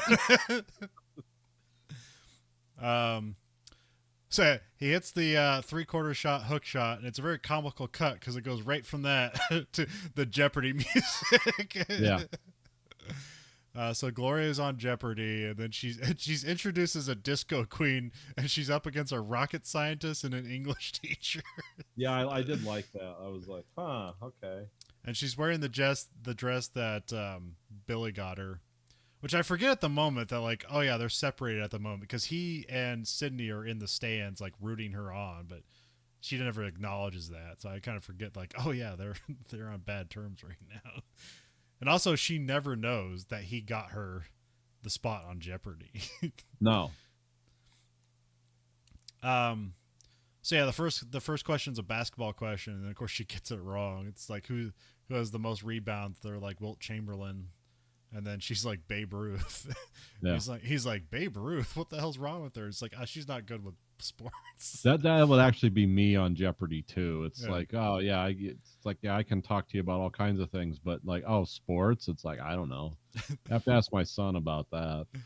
But pretty much after that, she gets every question right. She gets on a roll, and then she bets her all her money on the daily double. Because there's a mention early on that she gets mad and she's like, I have all this useless knowledge. Like I know all these foods that start with a Q, and then that's an entire category. And so she wins. She beats like the 3-time returning champion. That's a rocket scientist. And so she doesn't want to see Billy because he goes back to like the green room and they won't let him in.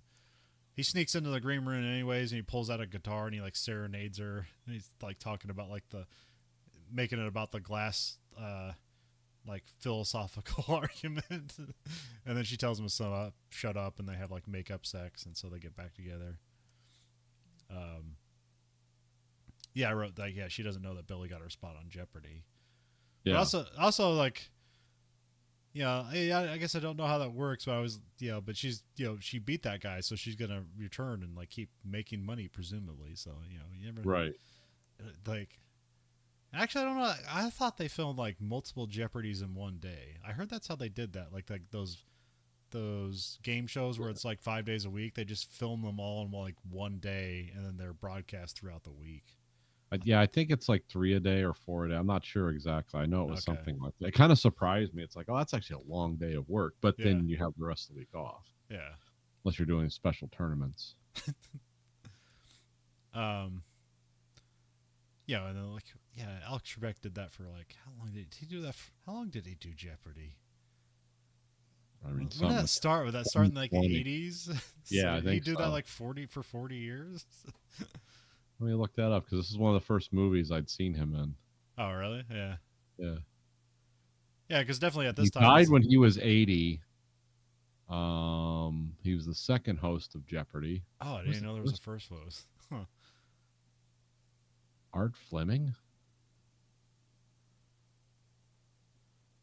Art Fleming, yeah. So it starts. There are different versions of the show from 64 to 79. Wow, I didn't know it went back that far. Well, it says different versions, so Oh, okay. I'm guessing that. I'm assuming Jeopardy as we know it was born in 1984 when Alex Trebek started. Okay. So he did that for almost 40 years. Yeah, 39th season right now. Yeah, because Alex Trebek died a couple years ago. It's kind of sad. Yeah. Alex Trebek, very calm guy. Yeah. It seemed like it was 80. I didn't realize he was that old. Okay. That was Canadian. Oh yeah, they live forever. Well, calm. Yeah. Very calm people.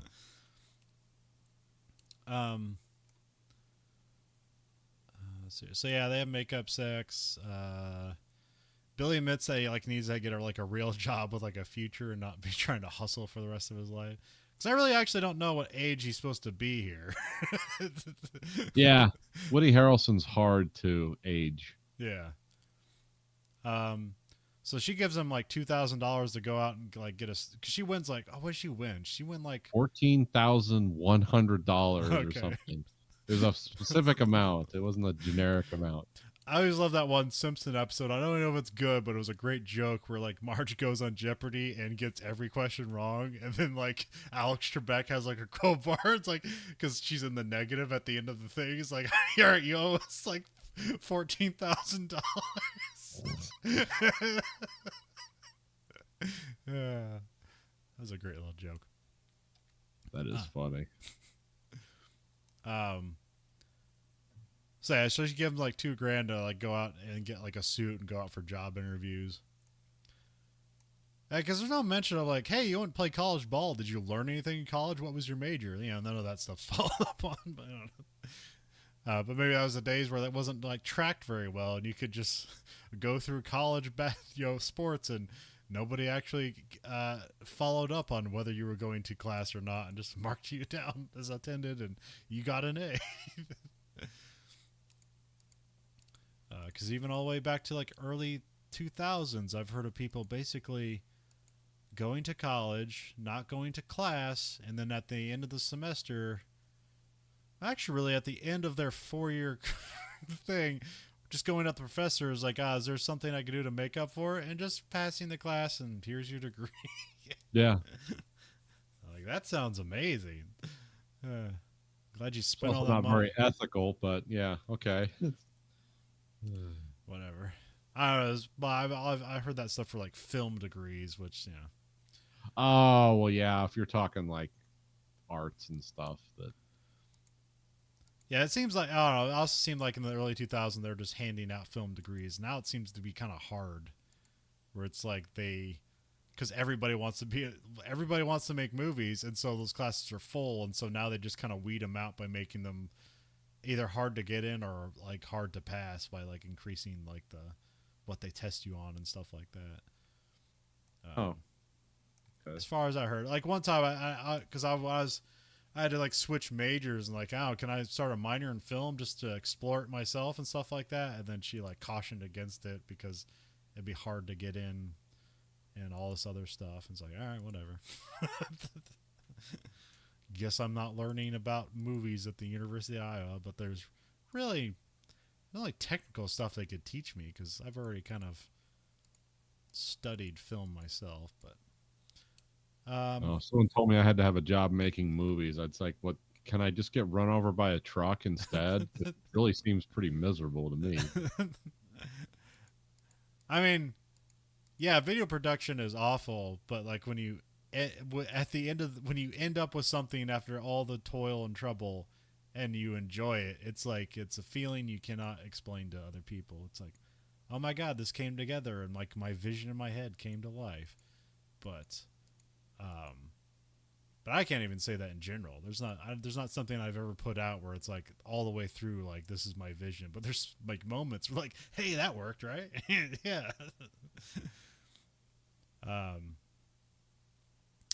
Let's see here. Then we cut to the cops are at the Vista View apartment, which is just like the crappy apartment and bad neighborhood that Sydney lives in.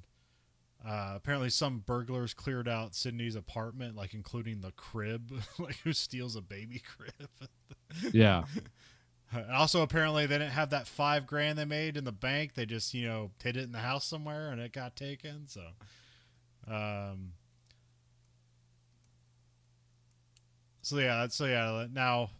now Sydney's in a bad place because now he needs money because they got to get out of that neighborhood. Of course, again, I don't think $5,000 is going to get him out of the neighborhood. But hey, maybe back then you could put $5,000 down on a house payment and like, here you go. In L.A.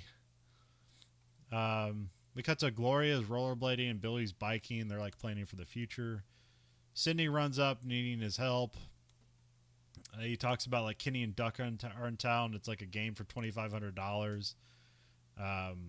So like these are like the legends of the street courts around here. So apparently they showed up looking to play money games or something.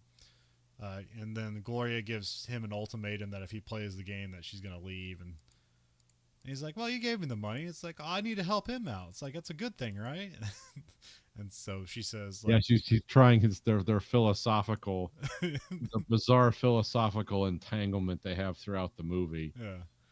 About, no, we should thirst together, like, that weird stuff. He's trying to like double back on that with her, and he's an idiot, so of course it doesn't work. And but yeah. So she like basically says goodbye, but he doesn't necessarily believe that she's going to leave him. So they have a money game against Kenny and Duck. So they're like evenly matched, but it comes down to a point game. Here, Billy gets a slow-mo alley-oop and he dunks it for the win. So it's like, see, a white man can jump for one moment, but not the great white hope. But I guess not in real life. I guess they lowered the rim to like 9 feet so he could do that. So he didn't commit to the role thoroughly. Also, like, what's the logistics here? So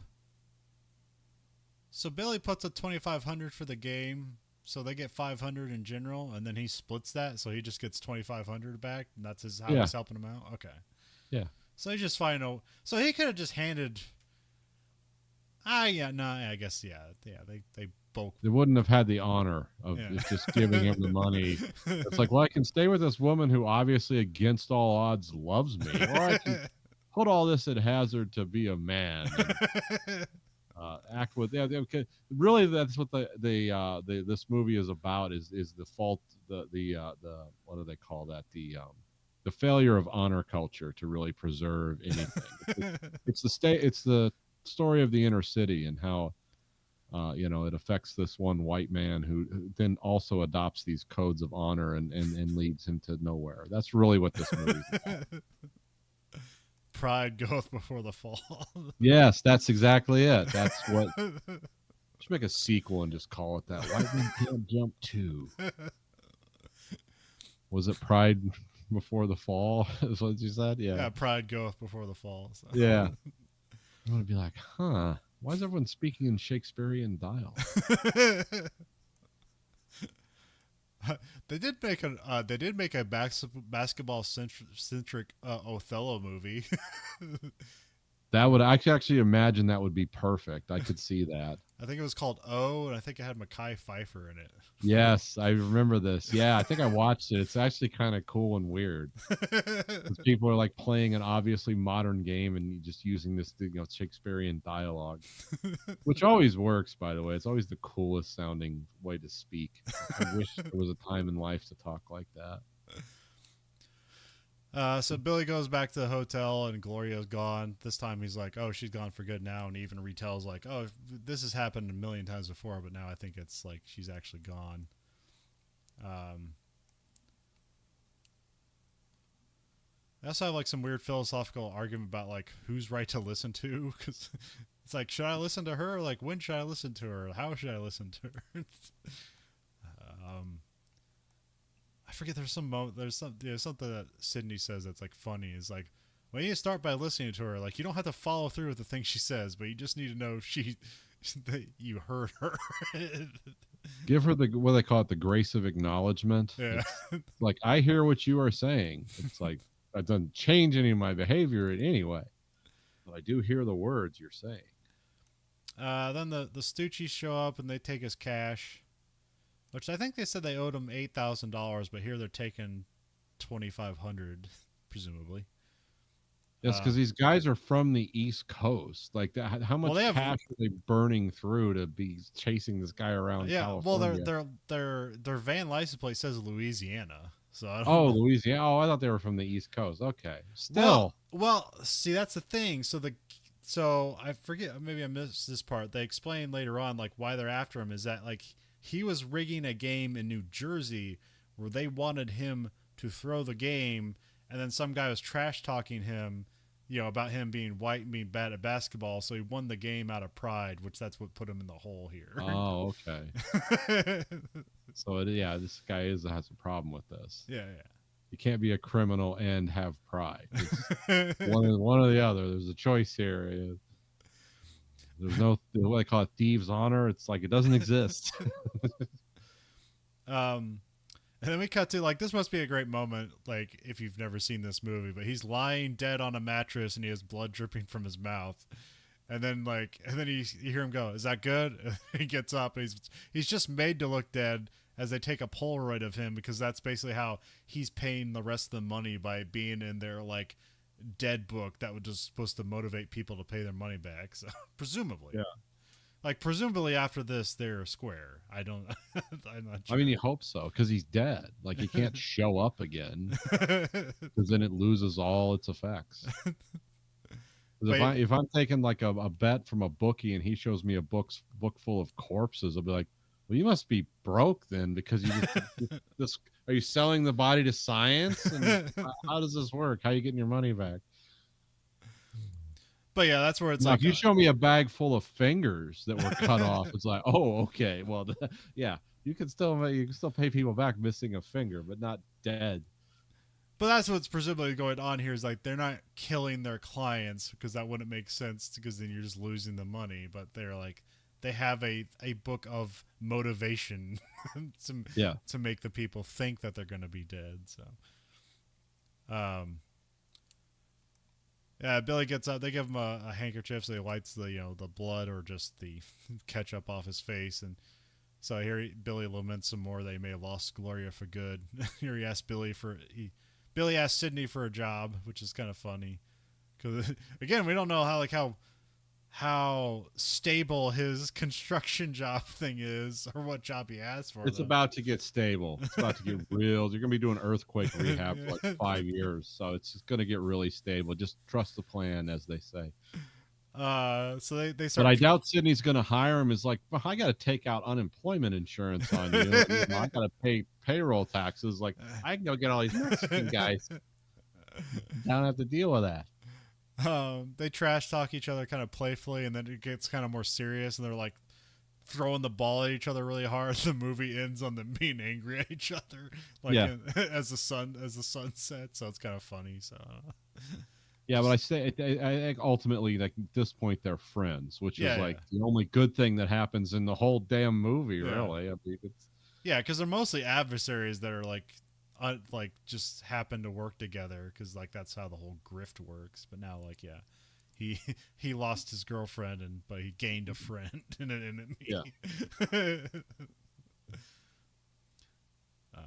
Yeah, so that's the end of the movie. Yeah, so yeah, good weird sports culture movie for the yeah. time. So this is pretty successful for what it was. I actually don't know what it made, but it was like I think it was a top Made 12 almost movie. $100 million, Yeah. and I think the budget was like 35. So, which I, is that's that kind actually of pretty that good. kind of yeah, that kind of seems kind of a lot for them, but yeah. They did make a remake of this year. Oh, that must have been great. I've never heard of it. Yeah, I saw a trailer. It looks fine, but it seems also incredibly unnecessary. Although in the trailer they make it look like the Billy characters, they have him be like all like he's into like weird holistic stuff and like meditating, and that's how they make him extra weird and why people would pick him to be on their team against the other guys. Like, well, obviously this guy's a weirdo and like can't play, and then. But I saw like what is his name's like Jack Harlow, and apparently he's like this white rapper that's in everything, and everybody hates him because he's just in everything for like not for just reasons. It's like Yeah, some producer somewhere liked him. yeah. But yeah, it's a Hulu movie, so that's there if you want. Okay. It's only an hour and 30 minutes, so it's shorter than this movie. So maybe, maybe it's a really swift movie. I don't know. Yeah, it had like the critic score for it was like 22%, but its audience score is like 60%. So seems like a fine mediocre movie probably Yeah. that didn't need to be made. And Ron Shelton sued 20th Century Fox over this movie and won like $10 million. I don't know what it was about or what, but he won. And he got $10 million for it. So, Well, yeah, that's pretty good.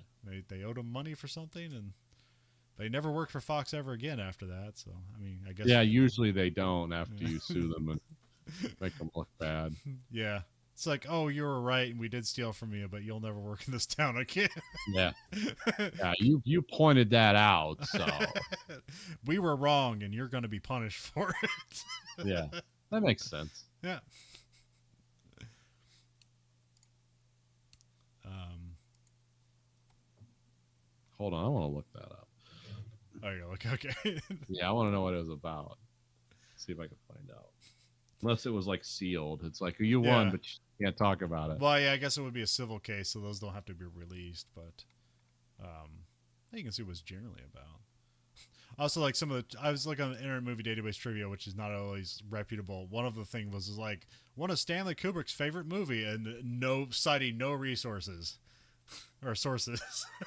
Yeah, I looked that up too, and it's like, okay, I want to find the part where Stanley Kubrick says this to someone. Never found it, so it's like, okay, I don't believe it. So I don't know if that's just like a weird, that's just like a weird joke where like they pick the weirdest movies and somebody just throws that in there, like one of Stanley Kubrick's favorite movies, just for every movie because he's just a dead director that everybody respects his opinion on. Well, if he liked it, then obviously it's a good movie. Okay, it looks like Shelton had a some kind of agreement with them contractually to get money off the back end of sales. Yeah. Which I guess is the most common reason directors and studios go to the court is because it'll become ambiguous as like, well, what does sales mean? It's like that weird thing. So, but clearly it looks like they were in breach of something because the trial didn't last very long. Basically, the judge heard it and they're like, okay, yeah, you screwed this guy. He's getting $10 million. I mean, I could actually. The thing with the Kubrick thing is like this movie definitely has more depth than it appears to. So that tends to lean to a little credence to like, yeah, Stanley Kubrick might have liked this movie because it looked like, and if you watch the trailer of, it's just promoted as like a kind of a rough street basketball movie with two likable main characters that have some fast talking fun dialogue. But Yeah. no, really, there's a lot more dimensions to this movie than Oh, that. there's But culture and unfortunately, like Stanley authenticity Kubrick to this didn't movie. write this down Yeah. anywhere, so it's like, oh, so I know he liked Eraserhead because he said it, and he gave an interview on what a good movie Eraserhead was. I completely forgot. I think we did Blue Velvet. We were talking about Jack Nance, and I was like, "That's the guy that owns the lumberyard in Blue Velvet, right? Or in Twin Peaks." He's like, "Yeah." I didn't realize Jack Nance was a Racerhead. Oh yeah, we didn't go that far back. Because it's like he looks so different. Like in Racerhead, he basically looks like oh crap, who's that guy? It's always like with Will Ferrell. Oh, yeah. John C. Reilly. Yeah, John C. Reilly. He looks like John C. Reilly in Eraserhead, but he's much older because that movie came out in the 70s, and then like he doesn't appear again until the late 80s. So yeah, he's gonna look slightly different, and he doesn't have the weird hair. So yeah. Um.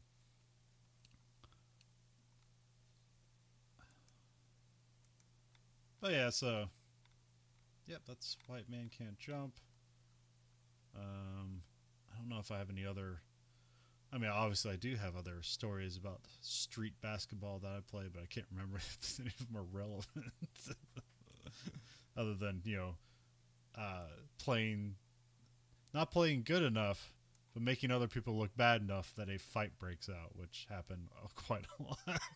That's always amazing. And people fight about anything. The guys that play chess in the park will just knife will come out. Yeah, I guess that's the thing. Like, I never really. I mean, I guess that's the closest I got to that. But yeah, that is the like in New York, you got that. The chess in the park thing, which is like I guess people just play for fun, but also got to be cash games on the side going on, pool hustles, basketball hustles. Like, I don't know what other kind of like hustles are going on in the world that you can think of. I mean, anything you can. I mean, if you want to play cards, yeah. And like I said, this is why I don't get the shit talk aspect, because I'll happily, if I think I can engage in competition and I will enjoy the result, whether or not money is lost, I'll do that if I think I have a reasonable chance of winning. There's not much that I'm good at where I'm going to test my skills, but it's like I would never sit there and just talk shit to somebody and play a game, because it's like, no, someone's going to get punched. Because if you're doing that to me and you say the wrong thing, I'm a pretty calm guy. But if you're like just treating me like a piece of shit, it's like, I'm just going to hit you eventually. Or do something terrible. It's like, why did you do that? It's like, did you hear what he said about my mother? Of course I'm doing that. I mean, it's always. But I mean, that's always like the mind game aspect, where it's like, well, I'm not talented enough to beat this guy, but if I can get this guy in the wrong mindset, then I am talented enough to beat him. So. Yeah, I mean, there is I get that whole element of it, but it's also like that's a dangerous path, because you're gonna find the wrong one someday.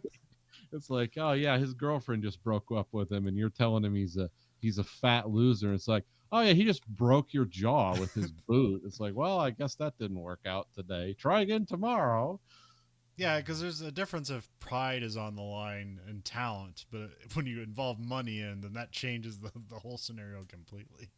Yeah, it's like, because if it's just like a game for game's sake, it's like, well, you bested me today, sir. I will try to get better and like maybe we'll be in competition once again. But it's like, I'm out $1,800. I don't know how the next week is going to happen. What if I had all that money back and you were dead? Now there's a new problem, and I have a quick, ill-planned solution.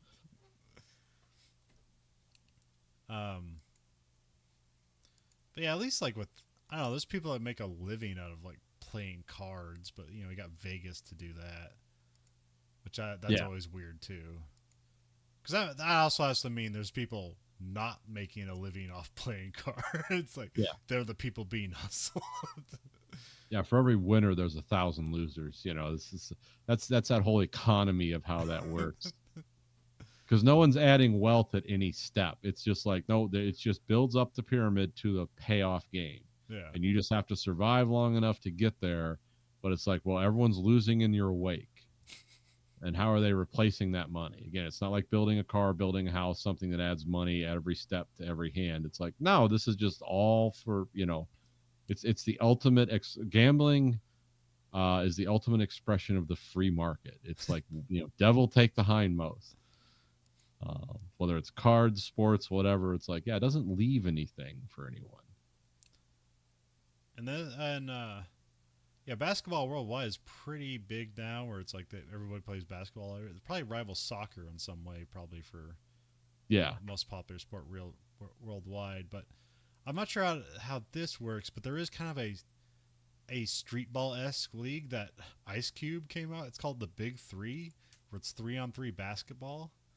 Okay. That's kind of interesting. I don't know if they play at half court or if they play full court, but it is kind of an interesting development where they're trying to kind of get more to like the emulate street basketball, but in a more official sense, and generate revenue off that and bring talent in. Because there is a very big divide where there are people where it's like they are street famous and they are street talented, but it just does not convert to the like an official 5-on-5 basketball thing for some reason. Yeah.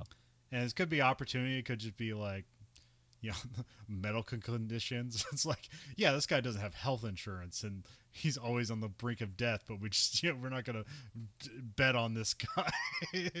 Well, for what I've learned in the research I did just for this show about this kind of street basketball as it exists in America and Europe, there's a tradition of it over there now too, is like street basketball more showcases more the individual player. Yeah. And if you really have like some crazy like skyhook alley oop stuff, but you're doing it in a street format, it's like, oh, you can express that fully. Yeah. It's like there's no team that is, it's like, well, that wouldn't be possible if it wasn't for this guy doing, his stuff. It's like, no, it's more about, charismatic individual figures and ego. It's a lot more showmanship than regular like professional basketball. But it's like, and that's almost built into it as that way too. But it's not like Globetrotters. Like it's a risk to be this showy. Whereas in Globetrotters, like, well, it's rigged. It's wrestling. It's pro wrestling. Yeah. Like there's still physical talent and some risk, but you got to be good as hell to be on the Harlem Globetrotters. Yeah. But yeah.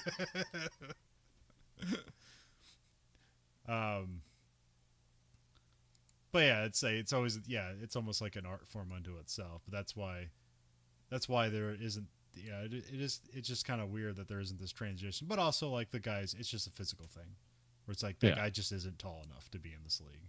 It doesn't matter how great he is and how much he can beat the crap out of the point guard 1-on-1. He can't beat a team. He can't beat the Dallas Mavericks by himself. So he's not worth it.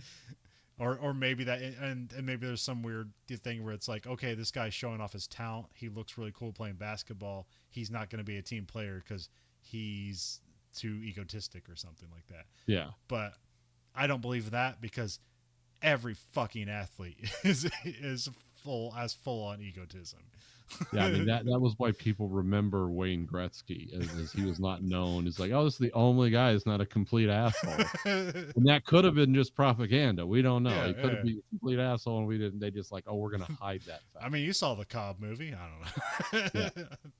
I didn't. I just know he has a dark past or something like that. Oh, you should watch that movie if you like. I like Tommy Lee Jones as an actor, and I know a little bit about Ty Cobb, and the athletes of that era were really cool. Those were like, how we were talking about where the men were men and stuff like that. It's like the way those guys acted was insane. It was just like, oh, do you hate your life? Are you self-destructing? It's like, no, this is me having a good time, damn it. Like, oh. Yeah, no, watch Cobb. It's a great movie. It's worth watching. It's not like this movie at all, though. This movie's like almost like an action comedy sports movie. Yeah, kind of. Yeah, but it's one of the best. I'd say so. Yeah. I don't know, like I don't know, this and Major League are right up there. Mm. That's where I'd put them together for action sports Major comedy. League is more laugh out loud. Yeah, Maybe did this. This is like an interesting character study, yeah, um, which is definitely it's like a movie about it's a movie about like Pyrrhic victories and it's for small stakes. yeah. But these guys don't end up like we're on the Lakers now. You know, it's not that. No, It's which makes it more pure because it's like yeah, this shows that these guys' love for basketball. It's like they're doing it for the lowest stakes. yeah, We're like a bench player in the NBA who doesn't play a minute of official basketball time is making 100 times all the money that's put together in this yeah, movie. yeah. His like uniforms cost more than what these guys make in a year to wear on the bench. Yeah. You know, Uh-huh. Um, this number's never going to be retired. But damn it, he's paid to wear it. so we're sending a probe into space containing scenes, a cut, super cut of scenes from the imperfect collection that is the Verhoeven Effect. Nathan, what one scene from White Men Can't Jump are we sending into space? Oh, when he goes into the apartment with his girlfriend to confront the guy who's hustled the hustler. Okay. That's really that's the central dynamic of this movie. It's like we're in this cycle of lying to each other, hustling people, screwing each other over. How do we break that cycle?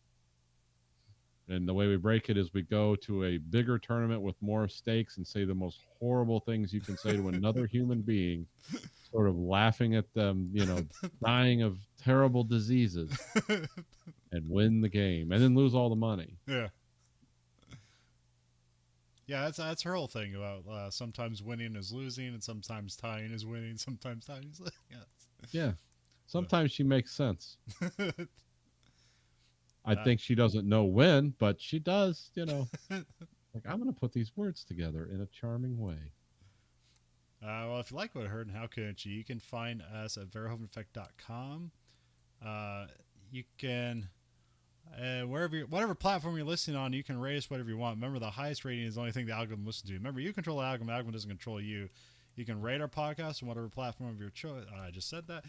We have listener support at verhoeveneffect.com, where you can support us at a monthly stipend of either 99 cents, $4.99, or $9.99. Cancel anytime. Twitter at Verhoeven Effect. You can contact us. Facebook at Verhoeven Effect. You can find us at American Greed Factory on YouTube and watch both this and that show live and unedited. And you can also get t-shirts at belowthecollar.com/Greed Factory. So for the Verhoeven Effect podcast, I'm Conlon. And I'm Nathan. Goodbye, America. Da-da-da-da-da-da-da-da.